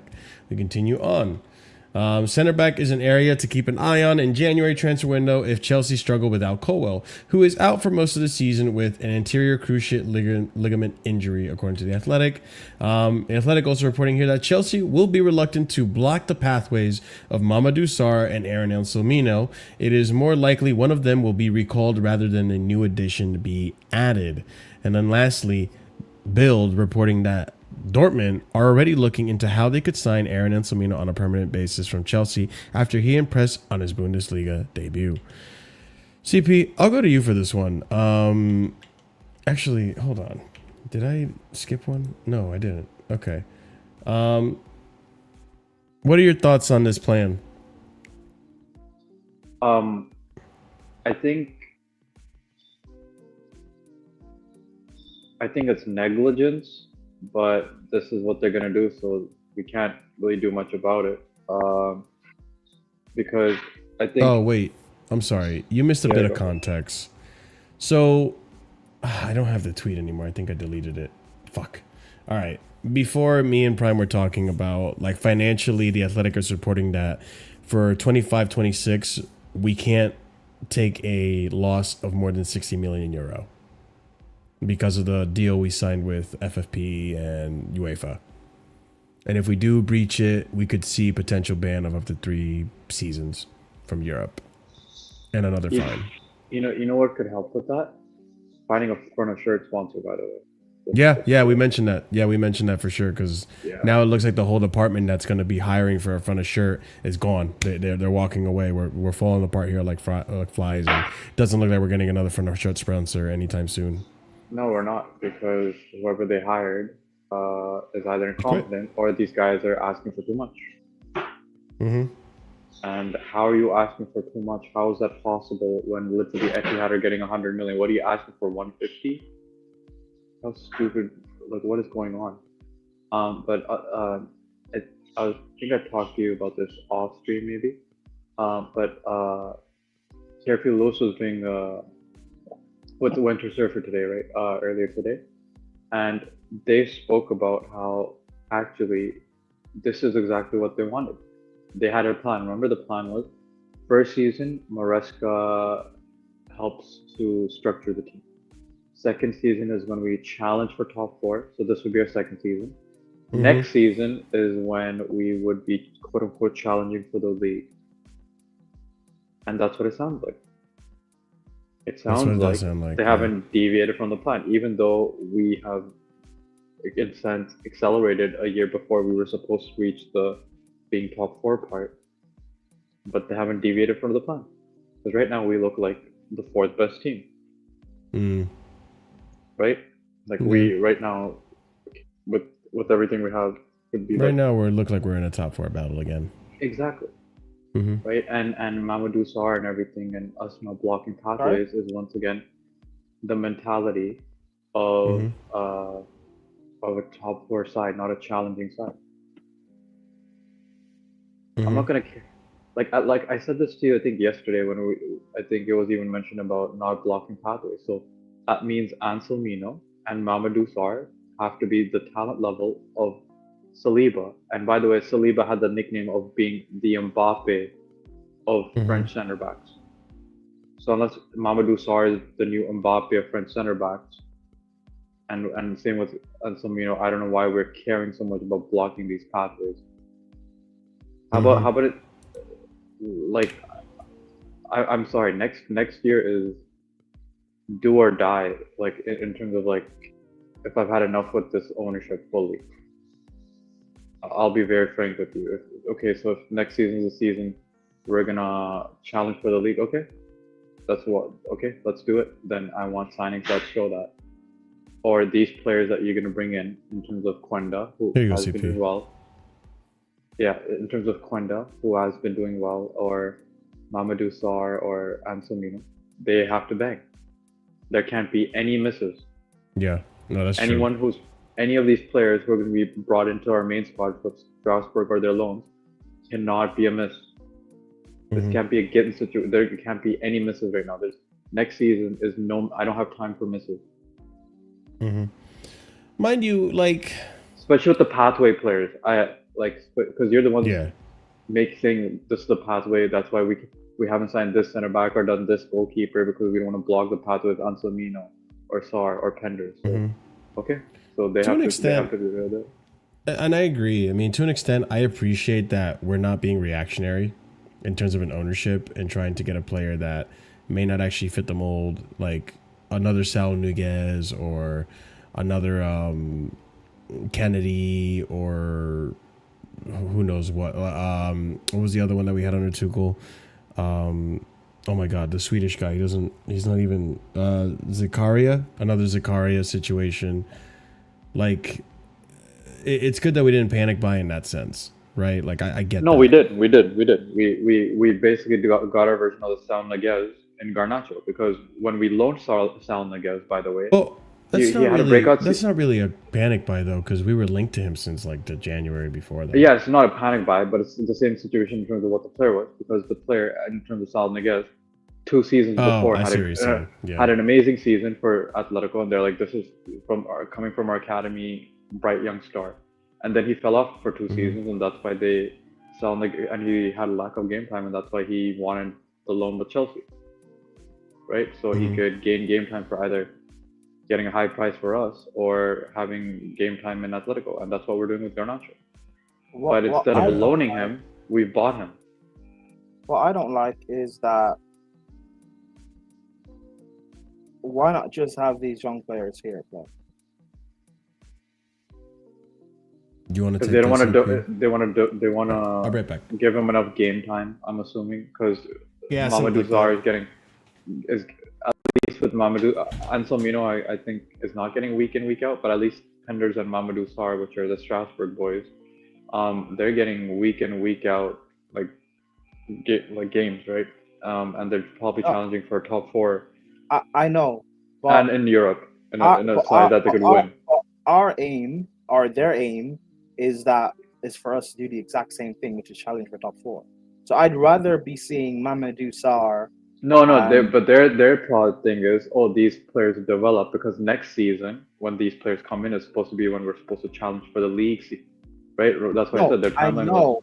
I know, but I'd rather have them develop here than still have to watch Chalobah and Tosin and Sanchez. But they rather make sure they're getting game time because right now we've recalled, in a sense, Marguerite. I haven't seen him play. Maresca has not played him. Maresca does not rate him. But yes, that's the only striker we have. Yes, but if we sold Chalobah, Tosin, and Sanchez, we would have to play Penders. Okay, sure. You know who we have right now that he doesn't play? Josh. We have Josh. He doesn't play him. I know. So what happens if that's I know, but Chalobah is blocking Josh. No, I'm sorry. Chalobah's not blocking. Chalobah's not blocking. Okay, then Chalobah next season's gonna and you know what? Because we have to get rid of Disasi. We have to get rid of Badashil. We have to get rid of Tostin. We have to get rid of Chalobah. So all of these people are blocking the center backs now. Well, Badashile, I think, is part of. Because we know how managers operate. How like most of them will be unwilling to just put in the young kid when there's experience ahead of them. Which is why I'm saying, cool. If we're doing what Strasbourg are doing, we're doing the same. No, just competing for top 4. That's it. We're not pushing for anything. Essentially, cool. Yeah. So I'd rather have Anselmino, Sarr, Achipong playing, learning, making mistakes, growing for the year. Bro, is your caps lock broken? Who? Me? No, not you. Okay. Turn off your caps lock. It's like you're yelling at me. I'd rather like have them here developing if we're pushing for the same thing. And sell Chalobah, Tosin, and Sanchez. That's what I would rather do. That way we have to play them, and there's no saying, there's experience ahead of them. No, get rid of them all. Sorry. Can we not do that? No, that doesn't even make any sense. I get your idea in the long term, but so you're just gonna get rid of so we're gonna get rid of our entire defensive core. So the only person who's ever they're not good no regardless. no no the only no wait no I understand that, but the only person who would have played for Chelsea at that point would have been Colwell. This is obviously pre-injury, and everyone else would have been new to the system. Everyone. Yeah. Yes. No, we would be this we would look more disjointed. In the long term, sure, it will work out. I get that, but we would look way more disjointed in the defense, even though how shit Paulson and these guys are. I get it. Yeah, we look disjointed for the short term, but I'd rather have that. But we look bad now. Not wrong. Because if we're not gonna go and buy the experience, and these young kids have potential to be special in the future, but we're expecting them to be special. We're expecting them to be ready next year to push for the league. Then yeah, but no, but are that's they exactly not? what Are they not? Because what you just said, CP, about how they're going to come in and have to learn the system, I agree with you. But they're going to have to learn the system next year when they come in.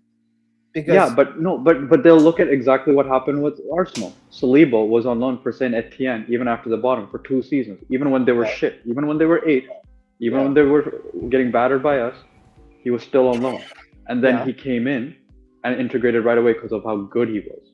Yes, so but didn't most Arsenal fans were saying that why is he on loan? He should play for us now.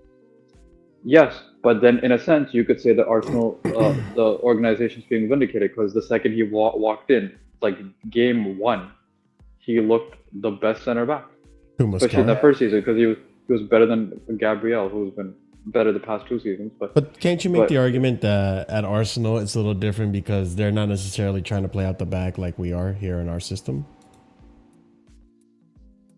What do you mean?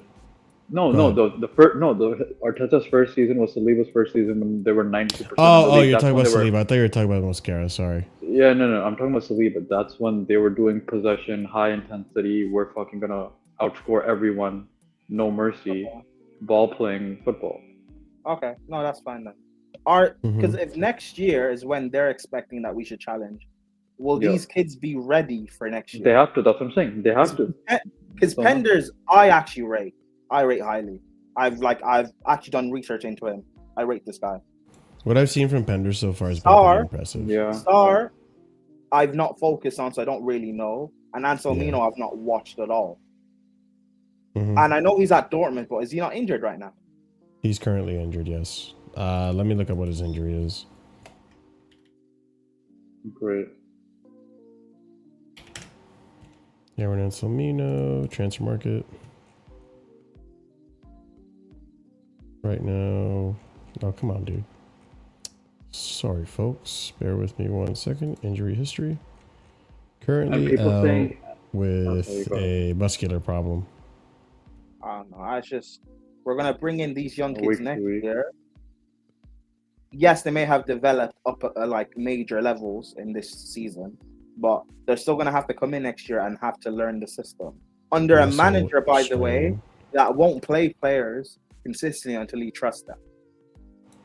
Yeah, that's kind of the thing that annoys me, right? So that's why I'd rather have them here now. Let them play and earn the trust from the manager. Because next year, he used to say, because like Enzo's thinking it and Santos like hasn't like started yet, and he probably does deserve to.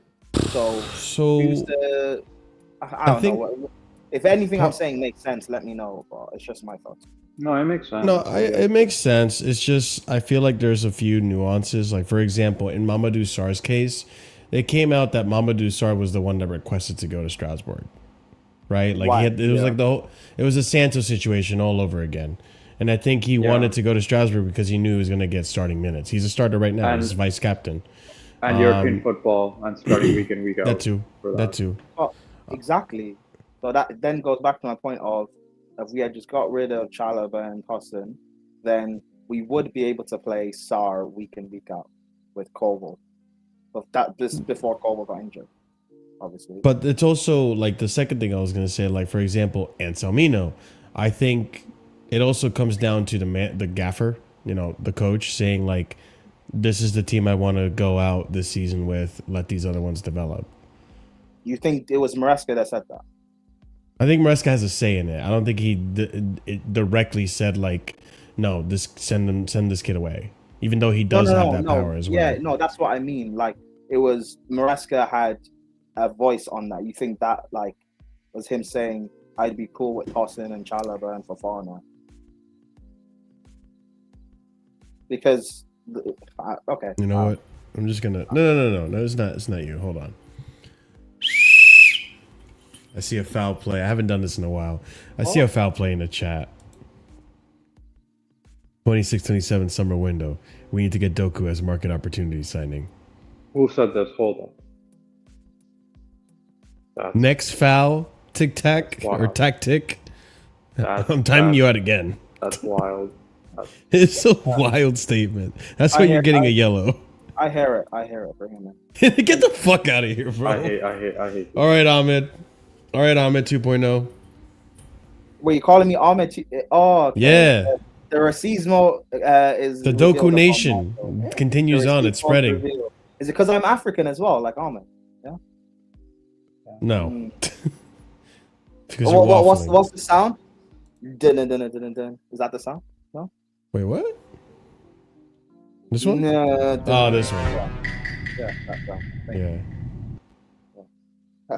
The city fact. So. But no, I don't know. That's just my opinion to what I would have done. Like, maybe people can say it's like drastic and stuff, but these guys are gonna be here next year. And if Maresca is the sort of manager that only plays what he trusts, why does he have any reason to like? How long is it gonna take for Mamadou Sarr and Anselmino to gain trust from Maresca to play? That's the thing. Like you're seeing right now, for example, Santos. Yeah, exactly. He's struggling to get minutes. Not that it's like... Which is weird, because Estival, he's trusting more, because he's starting Estival more than Gittins and Garnacho. I think he's starting Estival out of... well, actually, yeah, to be fair, you're right, yeah. The Lap is another one, too, that he kind costs of less money, started. by the way. João Pedro, another one that immediately just came in. Yeah, like if you think about it, like, Estival technically costs less than Garnacho and Gittins. Like, he's only 28 million, so technically... Yeah, that's not even that. He's the more expensive of the sign. So I don't know. That's okay. Well, let's actually bring into the conversation of some potential players to look out for in January. I'm gonna rapid fire through these because there's a decent amount of tweets, and then at the end of it, we'll stop and discuss some of them individually, whichever one sticks out to you guys. So I'm gonna rapid fire these. And then remember which ones you want to talk about. We can go back to them. So, first tweet I have here is from Fabrizio Romano. Chelsea plans for 2026. I'm told Chelsea are looking at several opportunities, for example, at center back. If there's a young player with some good quality, then for Chelsea, it's always time for a good opportunity. Currently tracking many talents, especially from abroad, according to Fabrizio. Now, we rapid fire. Chelsea are set to make an attacking midfielder priority in the transfer market in 2026. Morgan Rogers is well liked by Chelsea's recruitment team, but Yildiz and Fofana are two other names to watch if a deal proves too expensive or complicated, according to Caught Offside. We continue on. Max, so pretty much PYS saying here, the original tweet was Moiskin was a name floated internally recently, but he's now signed a new deal until 2029. Ben Seghir and Akiloshi. Ben Seghir and Akiloshi discussed for center back attacking mid, but Ben Seghir has joined Leverkusen. Board very happy with the signing of Buenanote and think he's a gem. Shut up.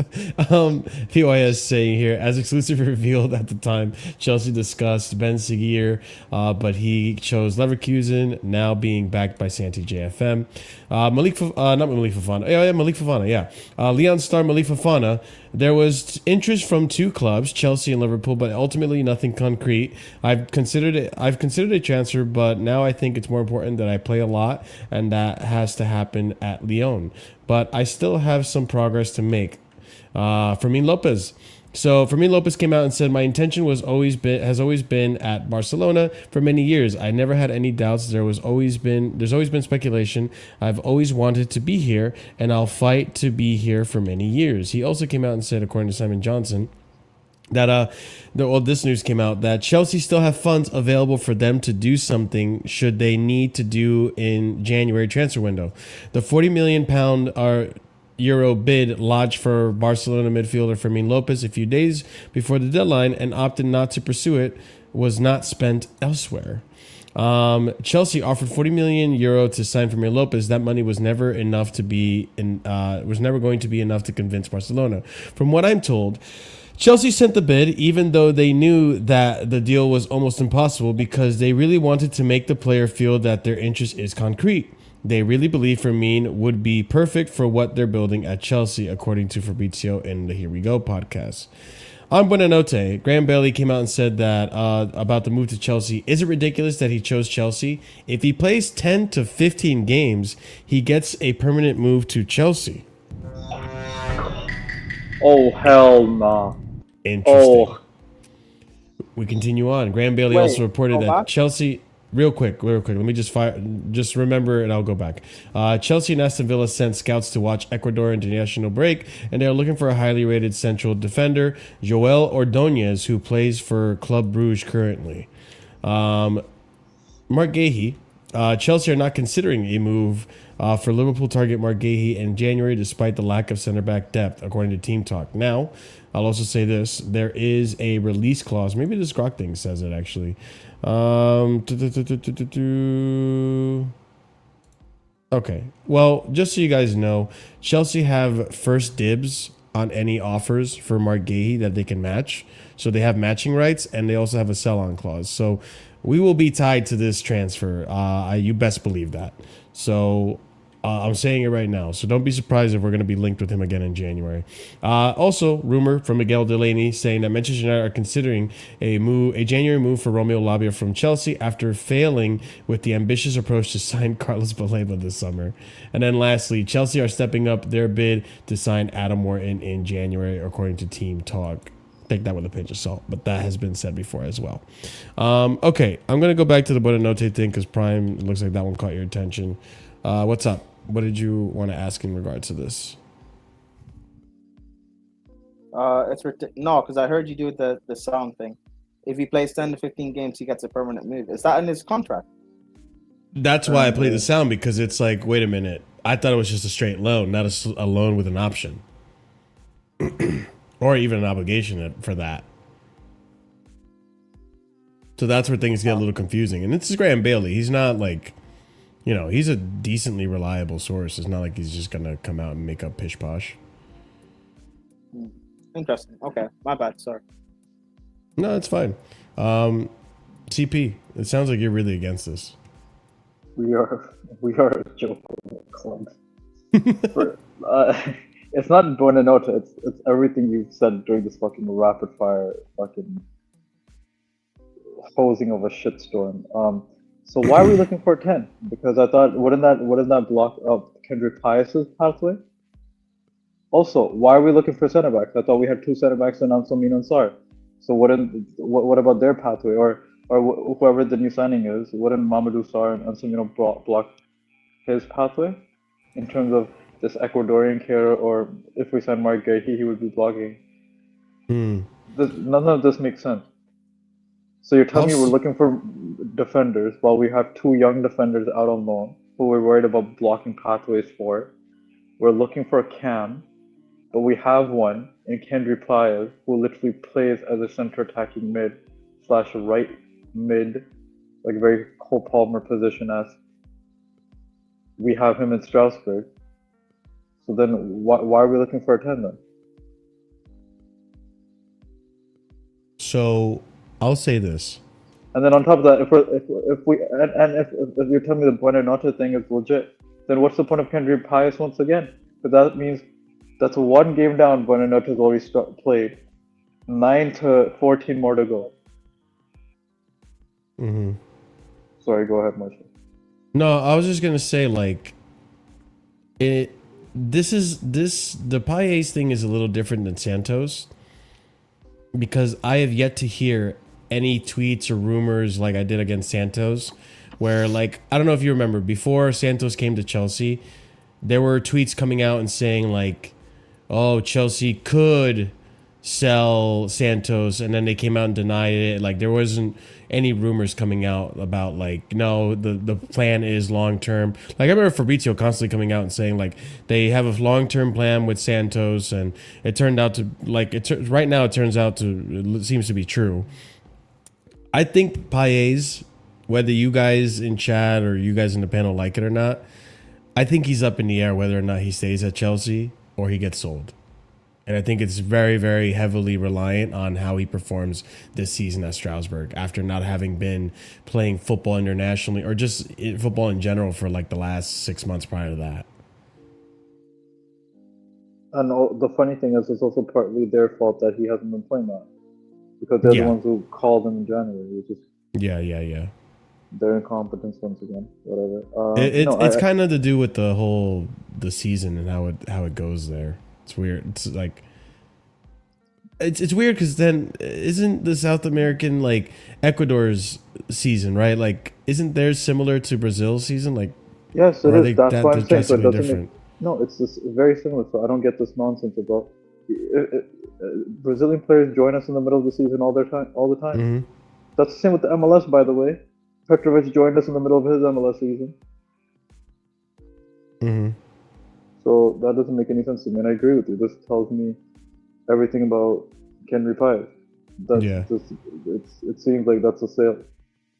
That's a flip. It could be, or he could actually do really well. Because right now, from what I've seen of Penders and what I've seen of Paez at Strasbourg, they both look pretty good so far.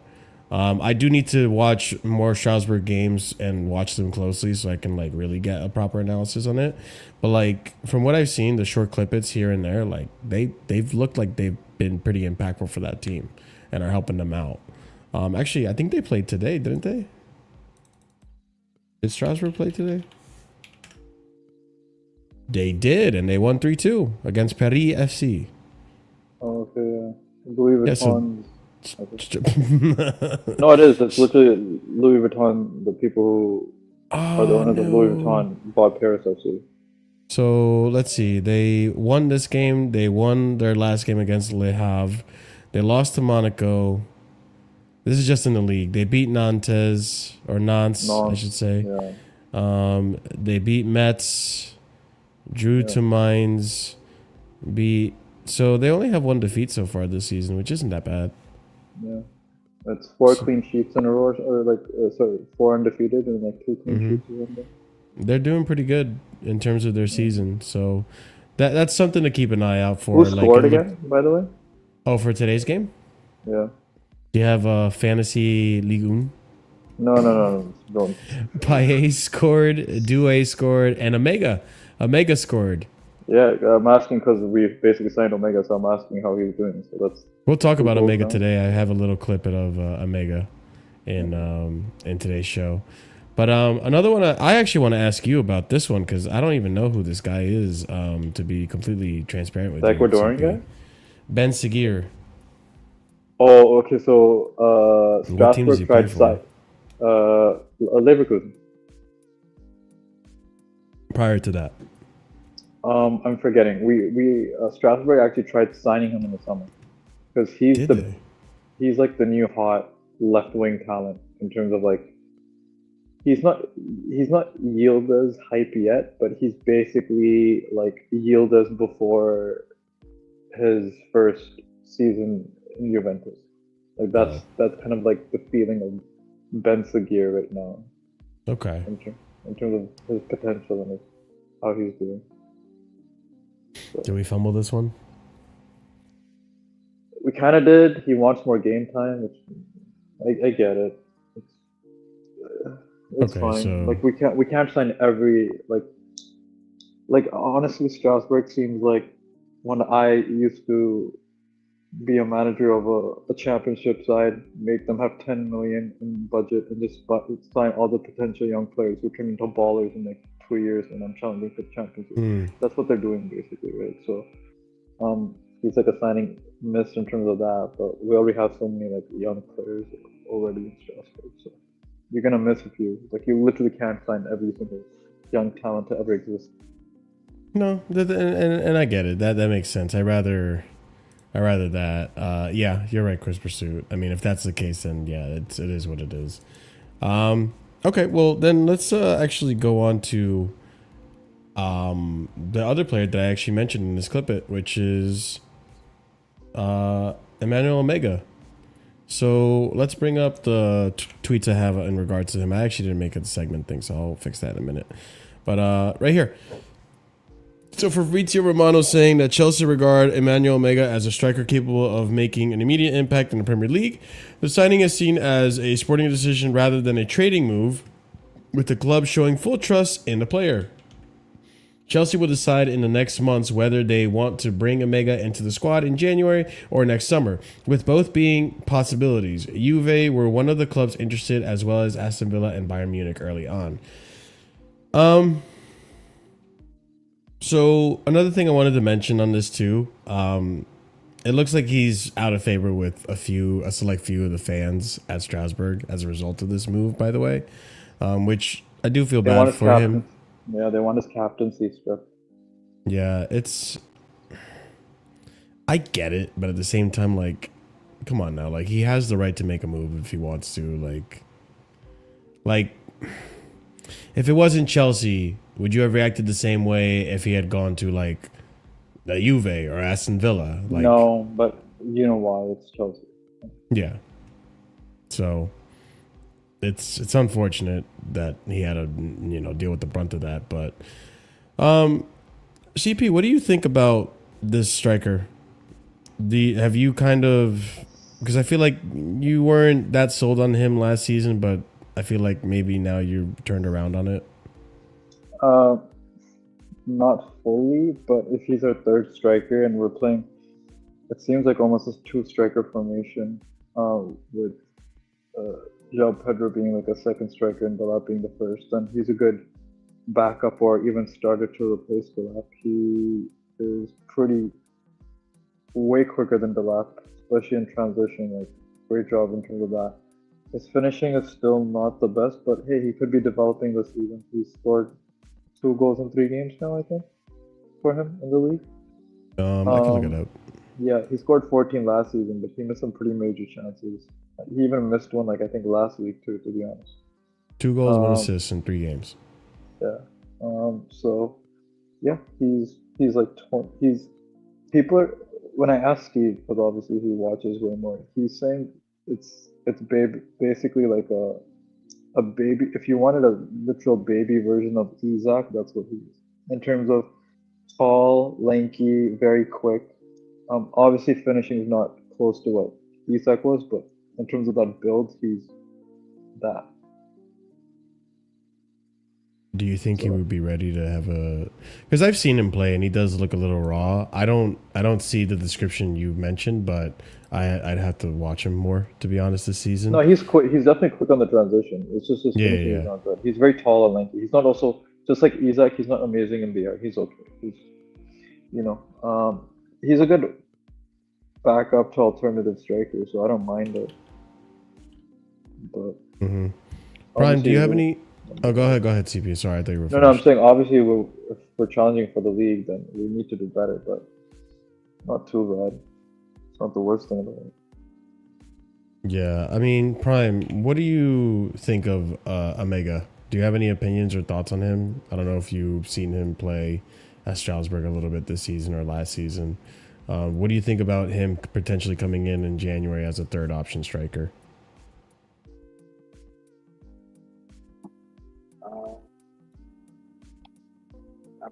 He looks good, I guess. So what happens to João Pedro? Does he just become a 10? I could see that. Yeah. Well, João Pedro is meant to be versatile attacker in general, so he could go. No, I won't be surprised if João Pedro at some points plays left wing or like goes as a second 10 with Palmer from time to time. Like, he can play all those positions. But why would he go? Why would João Pedro play left wing?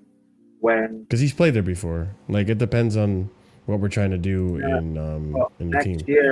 Next year we'll have. Next year our winger set will be Esteval, Palmer, if you want to class him as that, Kenda, Gittins, and Garnacho, and maybe Neto if he's staying.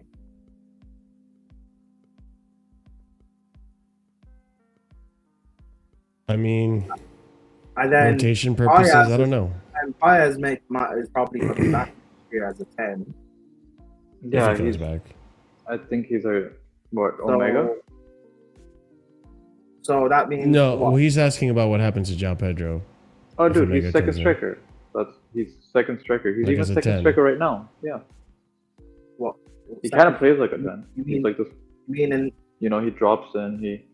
He looks the most effective when he has Delap. so that means we Like, only now with Delap so effectively occupies right now we only have one space striker. for the defender for him to drop in and also like crouch. So we some only have box one. and So we only draw have stuff one in striker too, now. So In the lab. Yeah, kind of. We're using João Pedro as a striker, even though So I think if- Maresca prefers him as a second. If yeah, it's just because Pedro we was don't have gonna be- Delap right so now. Pedro, That's why so he's striker. if But João Pedro's going to be used when as a Delap 10, was playing, it was just and like a tandem Palmer's where gonna he's be- second striker. I'm just- He's again, dropping I in while keep- I Delap's keep- holding up the ball up top. again, I keep saying the squad building is just it doesn't make sense. But Mhm. whatever, we'll see. Do you know how many? I don't, You know how I think many? you can't hear Prime Leafs- again. Yeah, I Dude. can't. You guys don't can know hear what me? the fuck's that. Okay. No, I I'll can better hear you. come For back. some reason, CP can't. It's really Yeah, odd. I can't hear you. I'm gonna refresh it. I'll be back. We've Mhm. stockpiled we stockpiled the best under 21 strikers in the world. It's so weird. We're just stockpiling for the sake of stockpile. That Colombian or Ecuadorian center back you brought up, I saw that like. Oh, they went when from Club posted. Rouge? Yeah, like we're No, Or Maignan, there's or another whatever his name one. is? No, there's another one. I What? don't think you've seen it then. There's one from the club Pacho was bought from. PSG? Before PSG? No, in Ecuador. Where One was where Pacho Caicedo- from? One where No, Caicedo. Pacho. Oh, no, Pacho was from Independiente? Yeah, Independiente. Yeah, but he's from. Yeah, He was at there's one- Frankfurt. For There's that. someone there that we're linked to. Oh. There's a center back there that we were linked to. Yeah, it's Wait. the Club Rouge guy that he mentioned. No, it's another one. No, No, I think it's the same guy. He moved to Club Rouge. I sent it into Oh, one okay. of the, I sent it into one of the group chats and tagged RSM, and he said he doesn't know about this. So I don't know. Let me actually look into this. The Hold squad on. building is just a bit like mad. I think we're stockpiling like a lot of different players, but like, what is the actual build of the future? I don't know. Yep. Like, cause you're bringing in Emegha, but that means João Pedro's a 10 option, fine, but so is Kenda and so is Palmer. But if you're gonna pay Kenda's Palmer, Kenda's not a 10 option. Kenda's not a 10 option. what is he an option for? He's left wing / right wing. Okay, so Yeah. our wingers then is Esteval, or not Kenda. I'm talking about Paez. Sorry, Oh, okay. Paez is a 10 option, right? Yeah. I mean, we're gonna have 10 what, / winger, three? yeah, We're gonna have three 10s, Yep. and we're also trying to look at Fermin Lopez. Yep. And Morgan And Rogers. we were trying to sign Xavi Simmons this summer. Yep. They don't know what they're doing. When you look at our wingers, you have Esteval, Kenda, Garnacho, Gittins. If Neto was sold next summer, which I He is.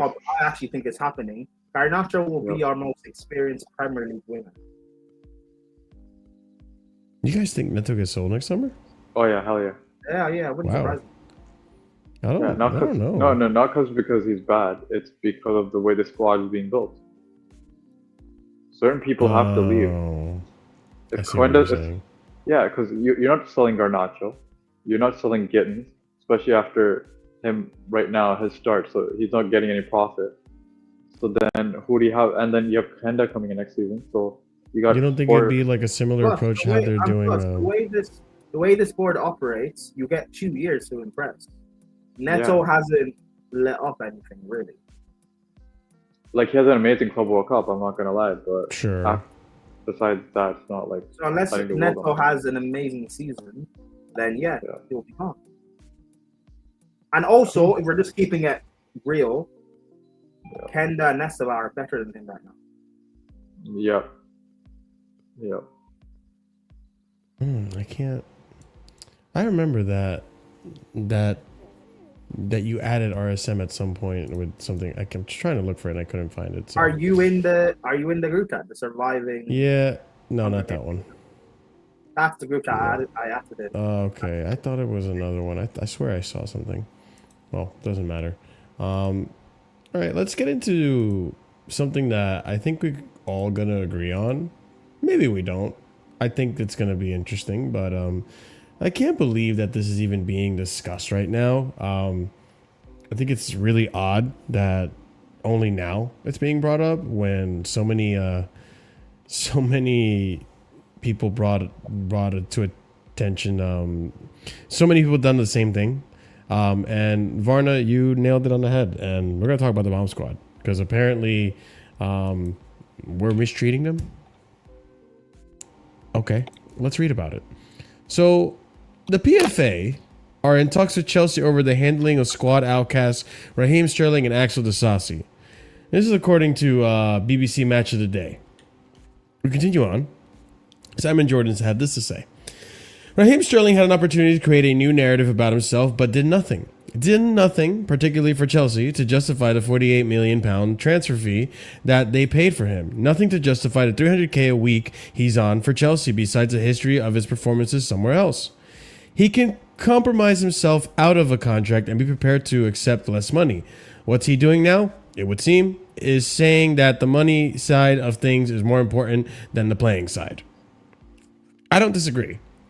And I also don't really blame Raheem Sterling. I would do the same thing. We continue on.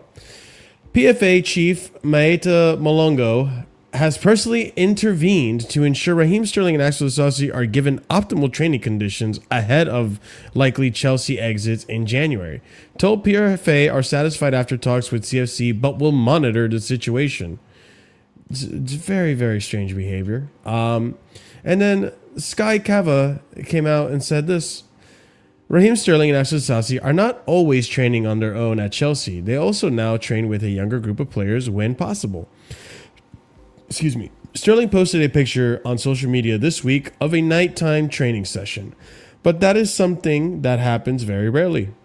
Multiple groups of players train at different times at Chelsea's Cobham training ground, and for scheduling reasons, that was an evening session.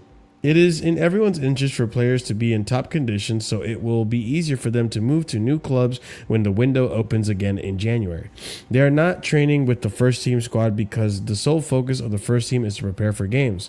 It would make no sense for players who are not going to play for the first team to take part in those training sessions. The young players Sterling and Disasi train with are some of the best young players in the game, and they benefit from working with experienced international players. Listen, I understand from a point of view, of a pride point of view, or a professional player's point of view, how this could be seen as embarrassing. But let's not pretend that we didn't do this with Danny Drinkwater. Let's not pretend that Arsenal didn't do this with Aubameyang and Ozil. Let's not pretend that Man City hasn't done this with players before. Let's not pretend that Jadon Sancho had to eat his lunches outside of the car park when he was at United. But now that it's Chelsea, we have to make it big headlining news. Yeah, of course. It's like, it baffles me because not only that, and thank you, Real Gems, the players never complain about this. They never seem to kick up a fuss about it at all. And we've seen players kick up a fuss about shit. It comes out publicly. And Raheem Sterling especially, he comes out fighting vehemently with his media team about all this type of shit. We saw exactly how that went down when he was first told that he's no longer going to be needed at Chelsea. You remember the PR that came out for Raheem Sterling? That was all his agents and his people, his journalists. He would have already come out with stuff like this. Part of me thinks maybe that could be what's occurring here. But it's also like weird because why is Arsenal not investigated for the parties? That's what I'm saying. Why is that not being shined a light on? Why wasn't that as big a story as it should have been? I feel like that lasted like 2 news cycles or 1 news cycle and it was done. We moved on to the next thing. Also got dropped from Arsenal because of his his political view. Yeah. And that's a lot. That's a lot more insane to me than this. This seems very reasonable. We offered Raheem Sterling to multiple clubs. He didn't want to go. He doesn't want to take a wage cut, which that's fine. Like, I get it. Like, people say, I had someone in my comments the other day, or someone somewhere said the other day, Raheem Sterling should take 80K a week. And I'm like, okay, first of all, let's be realistic here. Like, although for me and you, my friend, 80K a week is a lot of money. I understand that. For someone like Raheem Sterling, who has probably already made a living and lives in the, income bracket that he's in right now, asking him to take a cut of 80K would put him in probably a lot of financial trouble, considering he's probably living a life of someone who makes 200K. So, like, you can't ask someone to take that detrimental of a wage cut. You could do a partial wage cut, something like that. Or you could take the severance package that was apparently offered to you by Blueco, which you denied. They offered you a way out where you can negotiate a way out of the remaining years, right? You get your money, you get your severance package, and then you go to another club and play. And then you renegotiate your salary at that club where it's suitable for you. Raheem Sterling has chosen all this. Same thing goes with Disasi. Disasi was waiting for Monaco. Monaco never came. And Disasi rejected multiple moves to West Ham, to Bournemouth. What other clubs wanted Disasi? There's another one in there. I can't remember, but it doesn't matter.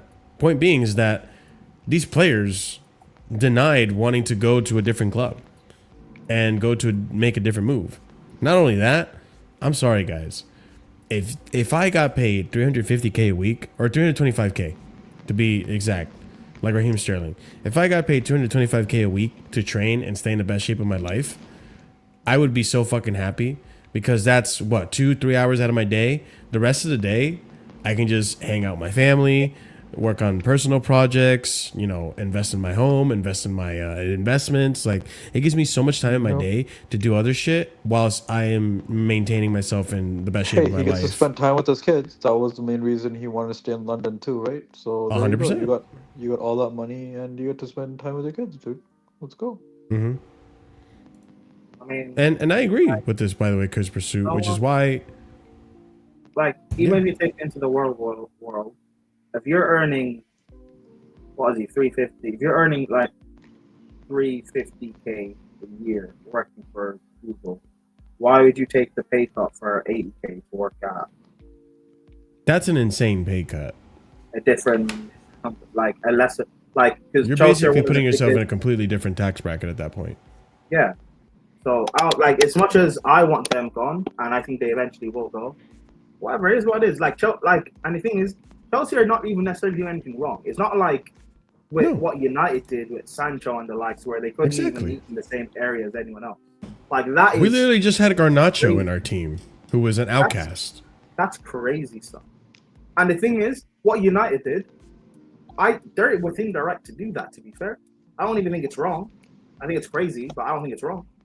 But Chelsea haven't done that. So, like, I don't know. To be fair, I don't even think we're actually being investigated. I think it's just reported. It's just like nonsense. I think it's Sky Sports being bored, dude.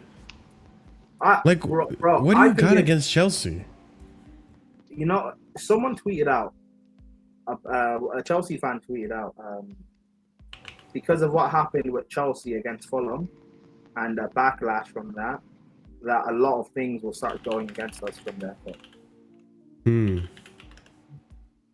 So maybe that's just like a little theory. I'm not even saying that's true, but I'm just like, for all this nonsense, like, whatever, let them investigate. Like, it took them, even the 75 charges, they didn't even know about it. We self-reported, and then we got charged 3 years later.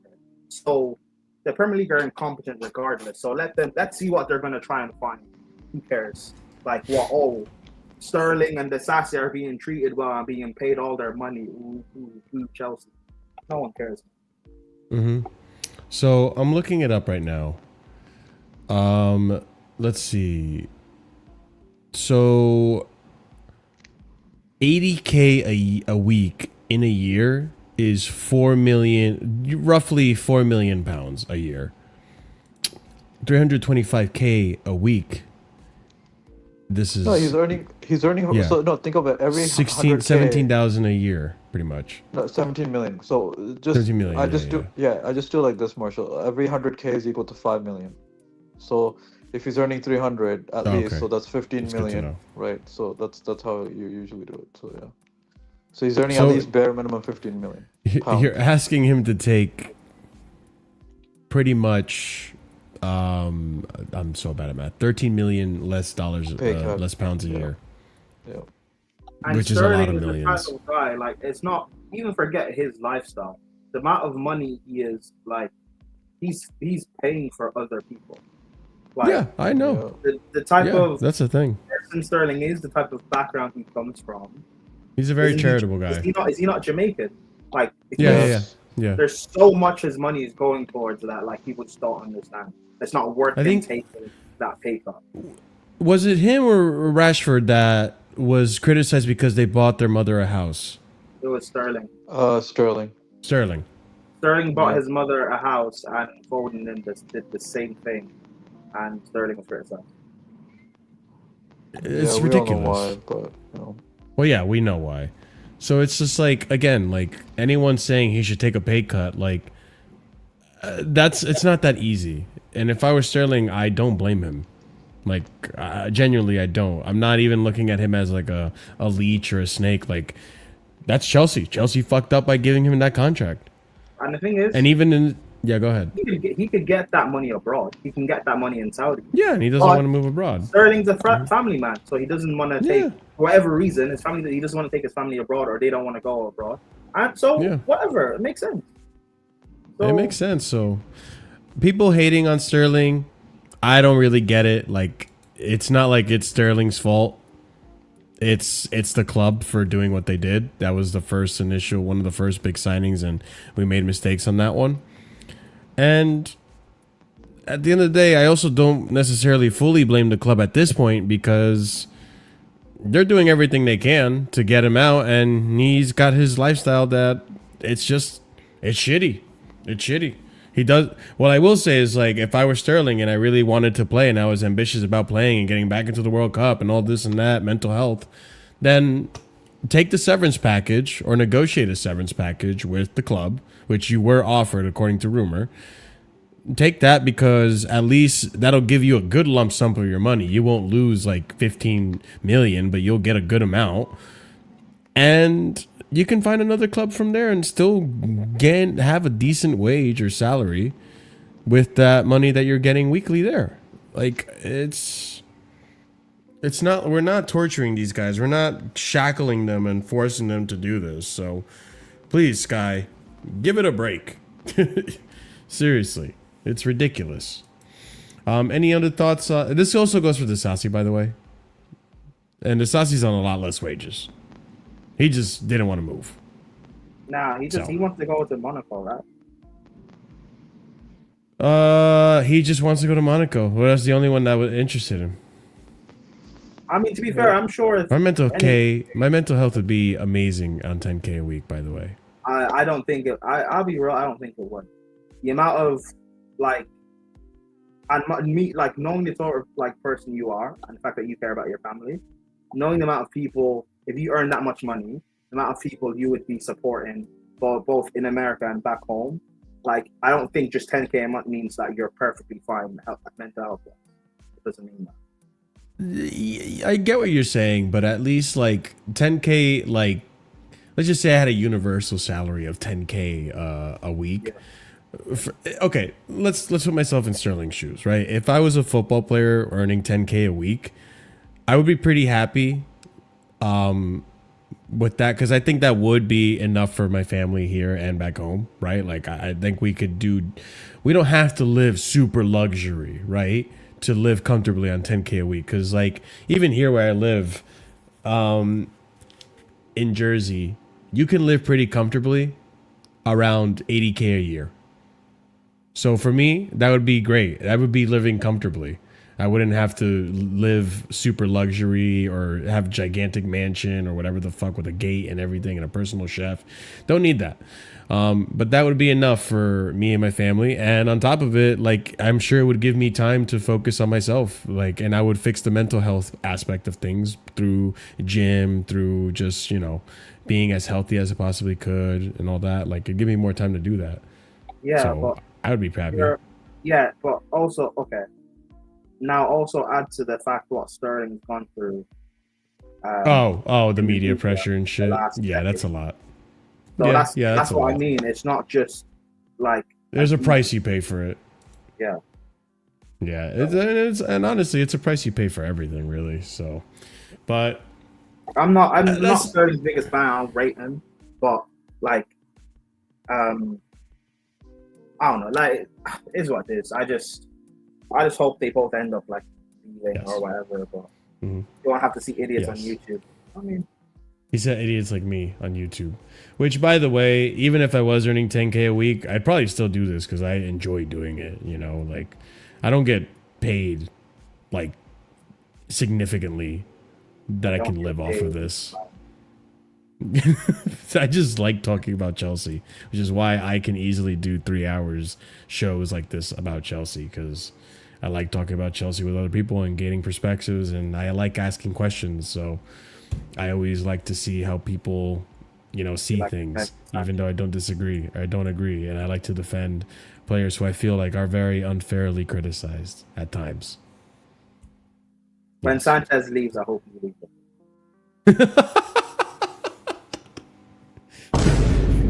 I love you too, Prime. Okay, let's move on to the next topic. This is another player that we hope does leave. And it looks like he actually might. Mykhailo Mudryk's contract has been terminated. Possibly. Allegedly. All right. Let's put an asterisk on that because it seems like it's happening. So, first tweet here from Marca. We heard this. New. Mykhailo Mudryk has decided to swap the ball for track spikes. His goal is to compete for the 2028 Los Angeles Olympic Games as a sprinter for the Ukrainian national team. Mykhailo Mudryk, according to Caught Offside, has reportedly had his contract terminated by Chelsea, and he's considering quitting football altogether. Full story below. And then BBC Sport says here, Mykhailo Mudryk is training alone with a private coach at private facilities, and his camp is confident he is doing all he can from a fitness perspective to minimize any damage to his career. Chelsea are tracking his progress, but the terms of his suspension mean he is extremely limited in the access he is allowed to the club, its facilities, and his teammates. So, joining the track team to stay fit might be a move that he's trying to do to stay fit. But I think I think the writing's on the wall for this one, ladies and gents. The writing is on the wall here. I think it's done. Yeah. And also, yes. I think we might make some money back from it, but essentially, yeah, we tanked 60 million on this one. Took a loss. And now he's a track star, guys. Prime, any thoughts on track star Olympic runner Mykhailo Mudryk? How was he allowed to compete in the Olympics when I thought if you have, because he has a doping, not even allegation, he was found guilty. So how can he? I think it's still in court, and because in Ukraine that drug is legal, maybe that's why, or maybe that drug in the Olympics isn't illegal, but that's not true because we've seen cases where apparently these athletes have been banned because of meldonium in their system. So I don't know. It's a weird one. It's illegal in sport. It's illegal in all sports? Yeah. Okay. Yeah, I don't know. That's an interesting one for sure. Donbass's reputation. I think it's a fake story about him quitting football. It could be. Yeah, Gabriel, it could be. But the news cycle's been dry. And so, I don't know. There is no smoke without fire. And I believe Caught Offside is, it's not the best source. Neither is Marca, but Caught Offside is apparently like one of Fabrizio's publications. That drug got banned in 2016, 2017. Okay. But yeah, Mykhailo Mudryk could be... It's looking more likely that Mykhailo Mudryk will never play for Chelsea ever again, is the point I'm trying to get at, people. I think this is going to be one of those situations where his contract gets terminated. Apparently, we're suing the Ukrainian FA, and Shakhtar Donetsk are also suing the Ukrainian FA. Like, those are some links that have happened recently. Usually when that's the case, it probably means that what happened was convicted. Like, it was he's found guilty, and now we just have to, hold that. So yeah. Any thoughts on this, Prime? As we edge closer to the end of today's show, because like I said, there's not really much to talk about, guys.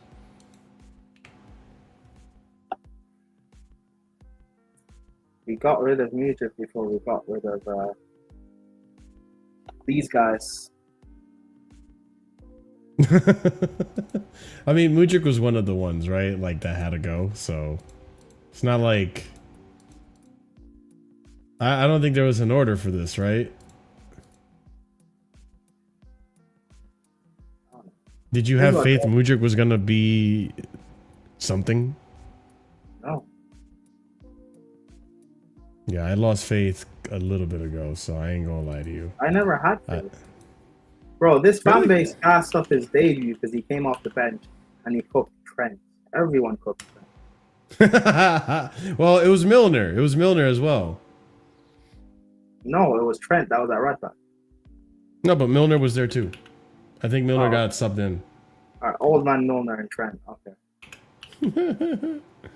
Yeah, no, I don't blame you. It is what it is. He looked like a really techie player, but you can tell he was just completely inexperienced, and it showed. He has ability, but like he has no brain and no confidence. Cucurella is the only one really. Chris Pursuit, not Chalaba. Carney Chukwuemeka, if you want to count him, but he's been injury prone, unfortunately. They're showing Koulibaly. And Koulibaly, to be fair, I feel like we should have given him a second season, but there was an opportunity to sell him, so we sold him. I think if we gave Koulibaly a second season... I agree with that. Yeah, I think if we gave Koulibaly a second season, he probably would have been okay the second season. Yeah, I agree with that. Yeah, I feel like that window is the window that majority of fans started to become impatient about players coming in, and just won't even give them the whole season. I feel like before that, people actually gave players like 2 seasons to just see how it's going to play out. So, all right. Any thoughts on Mudryk before we move on to the last of 2 or maybe three topics? It's going to be a very good trivia question, like 2050. Which Chelsea players also competed in the Olympics? That is going to be a good trivia question. We'll see. We'll have to look at the details because potentially his contract might be terminated by then, and he's technically not a Chelsea player anymore. Former Chelsea player. Yeah. Well, there you go. Former Chelsea player. That works. All right, ladies and gents, let's go to the next topic. Sorry. Did you see on Twitter that he was in a woman's DMs or not the DMs, in her comments on Twitter, talking about... Oh yeah, I saw that, and he bagged. Well, this is how he got drugged the last time. These Eastern European women, bro. This is how he got drugged. That's all I'm saying. All I'm saying. Allegations. Allegedly. I wouldn't be surprised. I wouldn't either. Okay, next topic. This is something I think you're gonna dabble in. All right, first tweet, and we're gonna talk about Maignan. So, Tutto Mercato, September 5th. So this is about a few weeks ago. Maignan was so close to leaving for Chelsea in the summer that AC Milan were already looking at replacing him with Parma goalkeeper Zion Suzuki. Let's move on. So, a few days later, we heard that Chelsea remain interested in Maignan and are confident about securing his signature on a preseason contract in January. We go back.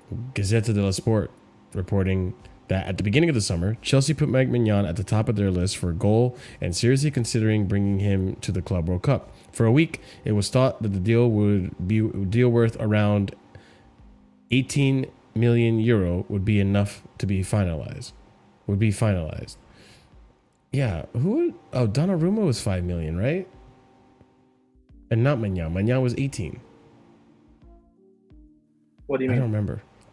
Like in terms of the price that was touted for Maignan, they wanted AC Milan wanted 18 million euro, and I think Donnarumma was going for 5 million. From PSG? From PSG, I believe so. PSG were going to sell Donnarumma for 5 million. Oh Jesus, Gianluigi Donnarumma transfer fee to City.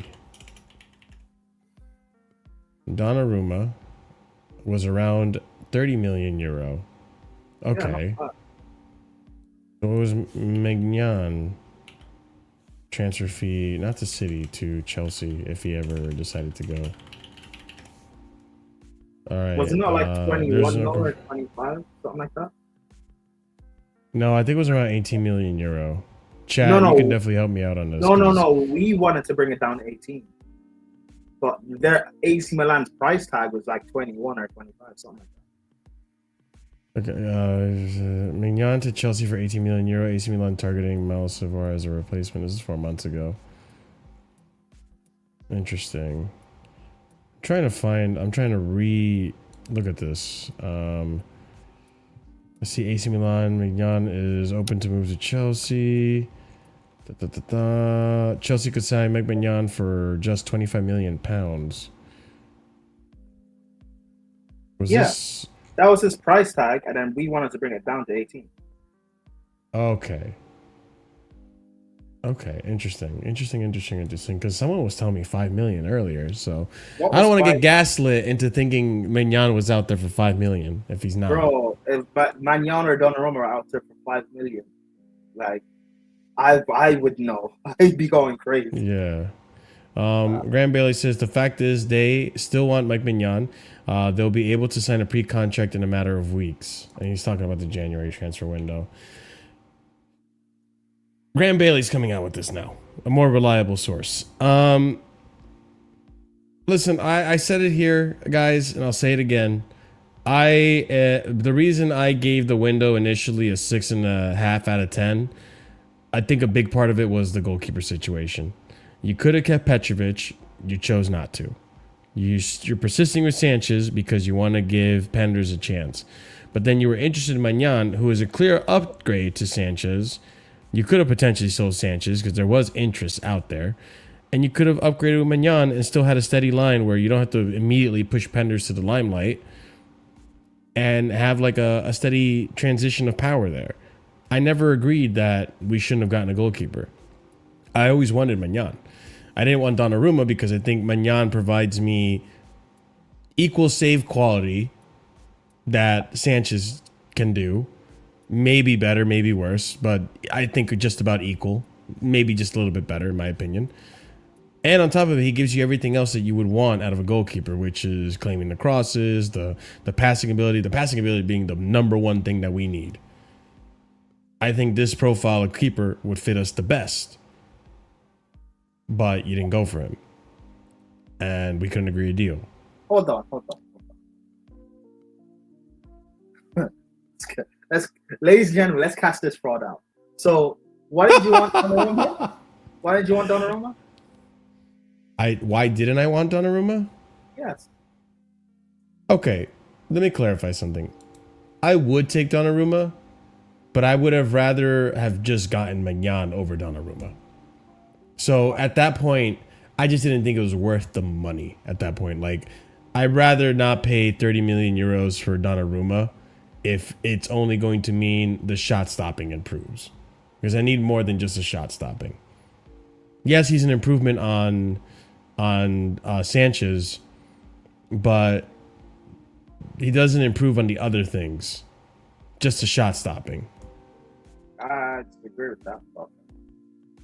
That's the way I see it. I'd rather take that money and put it on Maignan, who I think gives us a lot more than Donnarumma does. And that was kind of always like, better than Maignan. At shot stopping, probably. Donnarumma's a better goalkeeper than Maignan. At shot stopping. I don't think overall he's a better goalkeeper. The things that Maignan's supposed to be good at is not to... okay. Who do you think the best striker in the league is? Let me use this example. Who do I think the best striker in the league is? Yeah. Haaland. Okay. Why do you think people think Isaac is better than Haaland? Probably because Isaac does more than what Haaland does in terms of drops deep, maybe links up play a little more, gets involved with the game more. But Isaac doesn't do any of those things per se to a world-class level where he's better than Haaland. Whereas Haaland scores goals to a freakish level. What makes him the best in the league. Now, if you wanted to compare Haaland to Kane, Kane is better. No question. Because Kane all round is world-class. Yes?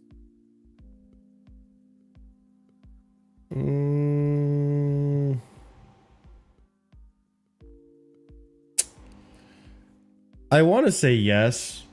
I feel like the one thing that holds Kane back is just his speed, which I think Haaland has that over him. Just his pace in general. Okay. Well, aside from that. Aside from that, I think, yeah, I would agree. I would probably expect equal output from a Harry Kane if I were to have him in the I'd same expect league. more output from him. Because Kane would get assists, Haaland wouldn't. Oh, I see. Yeah. No, in that sense, yeah. You're right. Yeah. Okay. So, but that's kind of how I view it. With Maignan, if you wanted to talk about like his ball playing ability and all of that, fine. But that's not at a world class level per se, where it's worth having him over Donnarumma. Donnarumma has world class attributes. Magnan's attributes aren't. I would say they're top class. But even still, he hasn't had the best year. Yes, context why he had a poor season last year. I'm not putting it all down to him, but he's not had the best year. And even at his best, he's a top class goalkeeper in certain attributes. And even the attributes he's better at than Donnarumma, they're not at a freakish world class level where it's worth having. Like Ederson at City, people say he's an average shot stopper, and even though I disagree with that, the reason why it's worth having him is because of how freakish he is with the ball at his feet. I don't think Maignan, as much as I want Maignan at Chelsea over having Sanchez, but if I'm comparing to Donnarumma, I'm taking Donnarumma at Chelsea over Maignan. With me personally, I think a lot of the hype with Donnarumma comes simply from what he did at Champions League. I don't think people are watching what he's doing in the league day in, day out. I have seen some glimpses of it. I've heard PSG's, fans' opinions on these.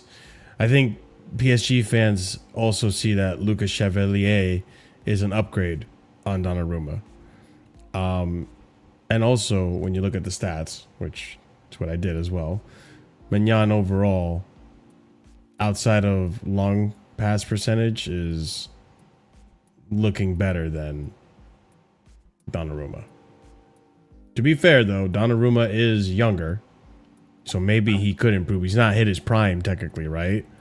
Yeah, but also why Maignan PSG is getting there. is because Donnarumma wanted a new contract, and PSG are doing this incentivized bullshit wage structure that we have. Yeah, perhaps. That is part of the reason, yes. Also, Donnarumma played in a possession-based team, play out of the back, and he was fine. So I don't see the liability. I don't know if he was fine. He struggled, I think, and they had to play in regards to that. Yeah, but PSG were fine at doing that, though. Yeah. Which brings up the point Keyshawn is saying, like, if you have ball-playing center backs, then that kind of negates that. I think it's just good to have all of it in general. Like, I don't know. I prefer Maignan that can give me all of this, you know? Yeah, but that's like saying I don't want Haaland because Haaland's not going to drop deep. Haaland's not going to play a 60-yard pass. Haaland's not going to bag mad assists. But Haaland is a freakish level. Haaland will score goals regardless of the system you play in. He's played in the possession-based system. He's played counter-attacking. He's played terrorism ball, and he bags goals regardless. He's having his worst start to a Premier League season, and he's still bagging for fun. Haaland scores regardless. So unless you can get me Harry Kane, I'm taking Haaland over just about anyone. Same with Donnarumma. If you can't get me an Alisson, who's perfect more or less at about everything, then I'm taking Donnarumma over everyone else. But the way I see that analogy, right, is that, like, yes, I would take a Haaland, but if I can sacrifice a few of those goals for overall, like, the best example you said is like Harry Kane, right? Like, I don't think Harry Kane gets you as many goals as Haaland can get you, but I think for the lack of goals that he doesn't have, he'll make up for with key passes and assists, something Haaland's not going to give you.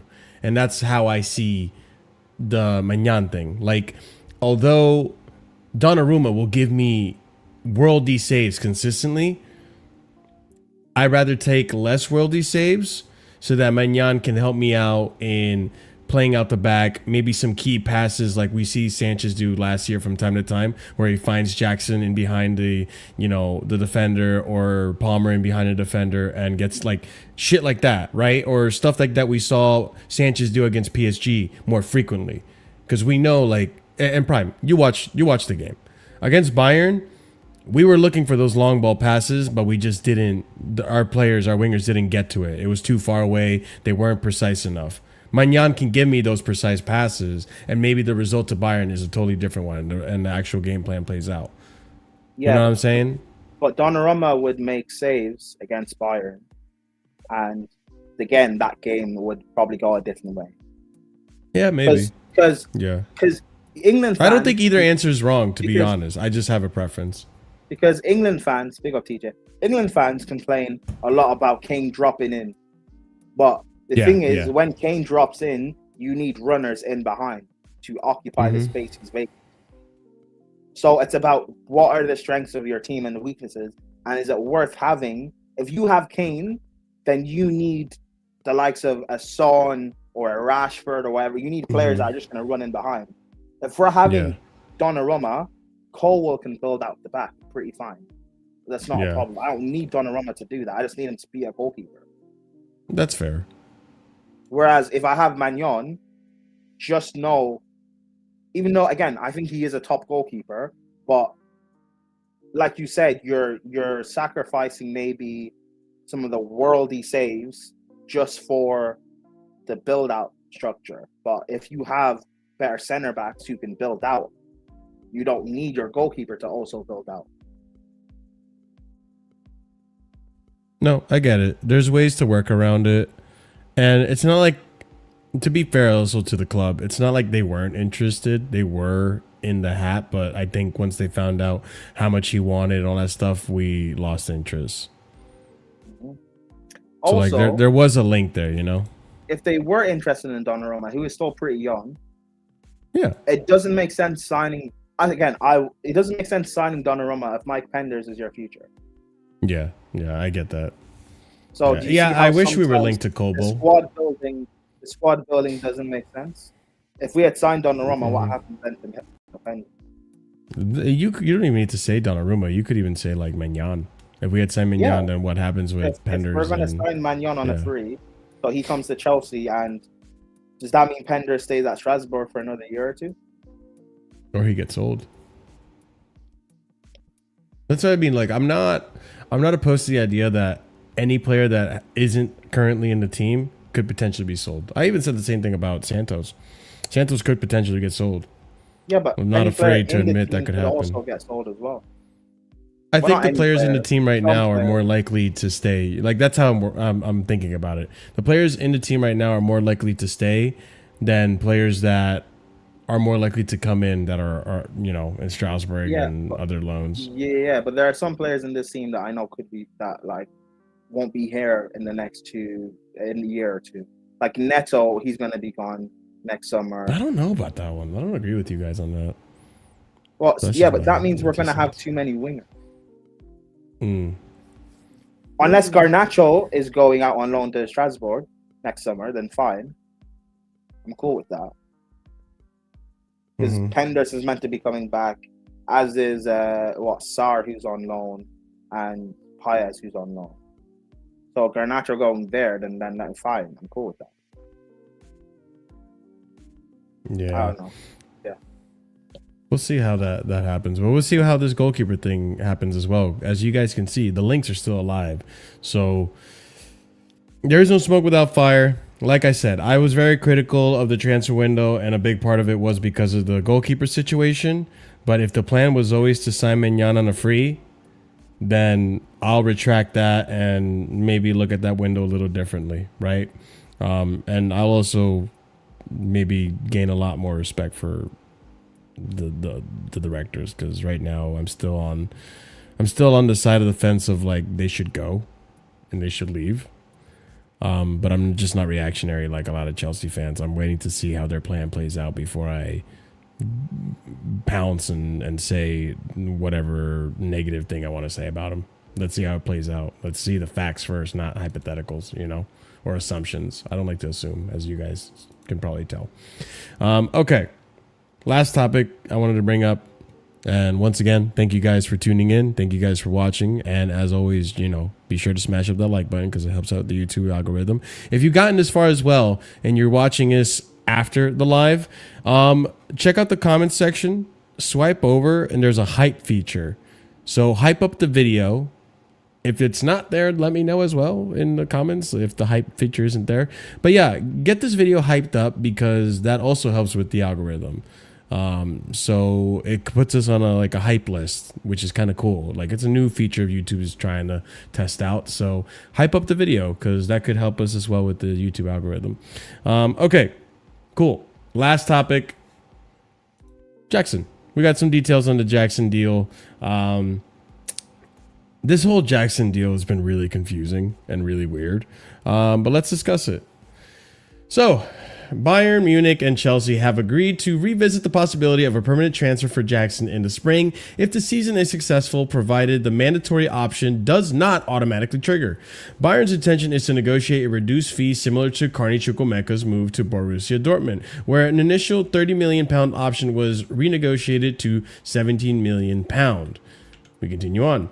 UEFA accepted Nicholas Jackson's £14.3 million loan fee when assessing whether Chelsea had passed their financial checks upon submitting their Champions League squad, but not the 56.3 obligation that came with the deadline day switch. Lastly here, RMC Sports reporting that Jackson's agent Ali Barat said the following: they have a mandatory purchase option of €80 million if he plays 40 games, but they also have a €65 million option if he plays fewer than 40 million games. So I think if Nico Jackson performs this season, given the current market price for strikers at €65 million in any opinion, they should buy him. In my opinion, they should buy him. Honestly, €65 million, that's fine if he has a good season. So it looks like Jackson could potentially leave no matter what. He just has to prove himself this season. And there's a €65 million option. There's also the possibility, people, that he comes back to Chelsea. I'm just saying as well. I don't know, Prime, how do you feel about that?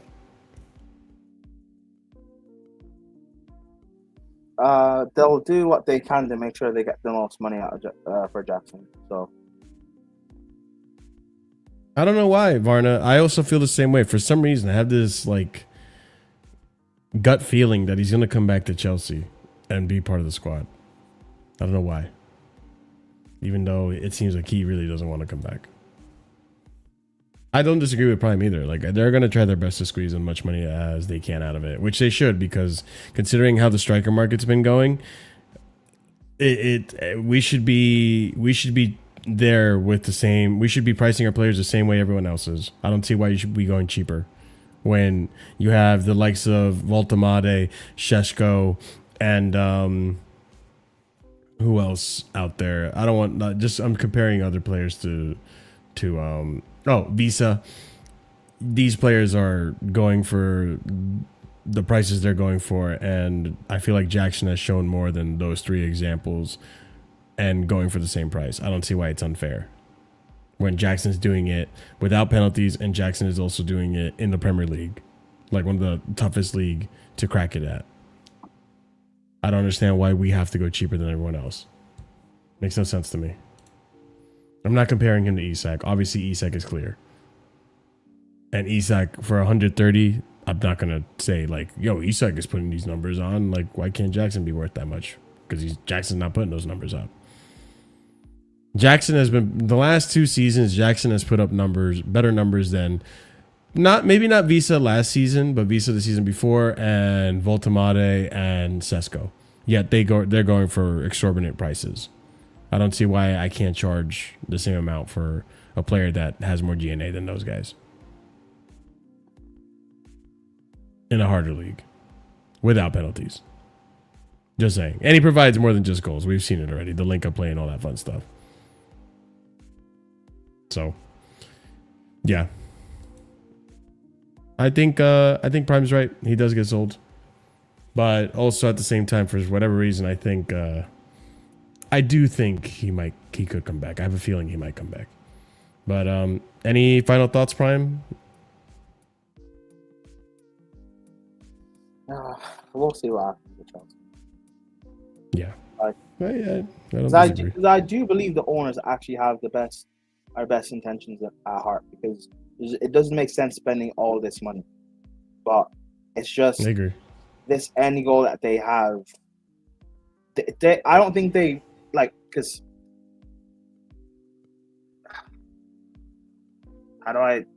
they come from different like backgrounds, and the ownership group, whatever, aren't necessarily sporting people, but they do come from different sporting backgrounds. And I only watch football, so I don't know how other sports work. But in football, things move very, very quickly. Only 3 years ago, we were 12, and now we were going into this season as world champions and looking like we could challenge. Things move very quickly. I didn't think they expected us to jump up this quick. Mm-hmm. And I assumed after winning that they would make the adequate adjustments to make that jump. So, yeah. Yeah. We'll see. We'll see how this plan plays out. It's just a matter of being patient, seeing how it plays out, and hopefully Maresca can also steady the ship. Because right now, listen, the start of the season has not looked anywhere near as strong as we all expected it to. I'm not gonna steer away from that. I'm not gonna deny that. Now I'm starting to doubt what I said earlier in the season with my, predictions that this team could compete for the league. I don't think we'll win it, but I think we'll be in second. I'm now starting to doubt that. I'm not going to shy away from it. I'm not going to say that, oh, look at that, I'm wrong. I'm not going to run away from my words or where I stood on. But, let's call a spade a spade. Beginning of the season does not look good so far. So if we keep playing like this, I don't know if second place is going to be a thing.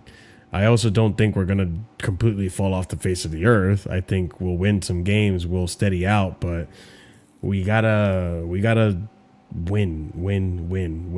That's how you compete in the Premier League, by winning games. And one win in the first 5, I'm not a fan of that. Or maybe 2 wins, right? Just 2 wins in the first 5. We beat West Ham. Who the fuck else did we beat? Or maybe 2 wins. Am I wrong here, Viva? We drew against Palace. We beat West Ham. We beat Fulham. We beat Fulham. That's why. So yeah, 2 wins out of the first 5 games, 6 games. Not a fan of that. And that doesn't tell me we're going to be challenging. So that's why I'm saying this was our easy run. Exactly. And now I need the team to step up because we have tough fixtures coming up. Brighton's not an easy game. Brighton's not an easy game. They've had a number in recent years. Brighton's not an easy game. Benfica's not going to be an easy game. Liverpool's not going to be an easy game. Nottingham Forest is not going to be an easy game. Ajax isn't going to be an easy game. Sunderland, we'll see how we show up to Sunderland. But, there's some tough games coming up. And getting results is going to be tougher. So maybe we get results against them. I don't know. That depends if the team shows up. And if the team shows up, then the narrative changes. So, oh, Jesus Christ. That avatar scares me. But yeah, we'll see what happens. Hey, but Marshall, you want to know what scares me? What? Chalaba and Sanchez. Yeah, no, I don't disagree with you. But yeah, it's been a tough start to the season. I'm not giving up on this team. I'm not going to say sack Maresca. If you're saying that right now, you're absolutely crazy. It's been 5 games into the season. Give it time, But I need to start picking up wins. I need to start seeing a run of wins because otherwise, I think we're just in another top 4 race again, which is going to be a bummer considering I, as a fan, think this team is ready to compete. But that requires these players playing at their best, which right now they're not. And Maresca also being at his best, which right now he's been making a few mistakes in recent games. So, yeah, ladies and gents. Okay, cool. That's the end of the show. Thank you so much, guys, for tuning in. Thank you so much, guys, for hyping up the video if you're watching this in the future. Thank you for liking the video. If you haven't done so already, please do like the video because it does help us tremendously with the YouTube algorithm, spreading awareness of the show, recommending it to people, and all that fun stuff, which helps us, build more of a community here at Casually FC, which, speaking of community, we do have a Discord server down below in the details in the description. So go and check out that Discord server. Go and have a conversation with some of the mods here, some of the people in the community. And we also do watch-alongs over there. So, yeah, you can check out some of the watch-alongs on the Discord where you'll find me, CP, a few other guys as well, bantering, doing things like the old school way where we're at a bar kind of watching the game and arguing because... yeah, we all have difference of opinions. But yeah, check out the Discord down below. And also be sure to check out all the links down below for everyone's content. Be sure to check out the memberships. There's 4 different tiers starting at 99p. And at the proper casual and higher tiered, members get a shout out. And that's going to go out to Lanray Sadiq, Dark, A. Soliman, EE, and Adrian. Big up to you guys for your support. Big up to everyone who has shown their support through membership as well. We're going to rate out, as per usual, to the number 1 suspect, which is our boy, our boy Flawless at Sarcasm City. So go ahead, copy and paste the raid message if you're on PC, or just let them know you're coming from a casually raid.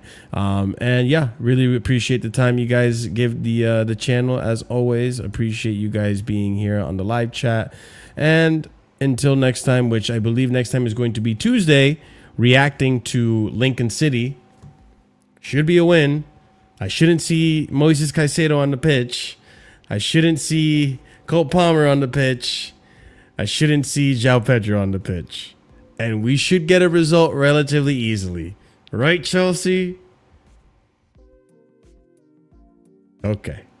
We'll see you Tuesday after we win. Up to Chelsea. Stay casual. Have a good night. Peace out, guys.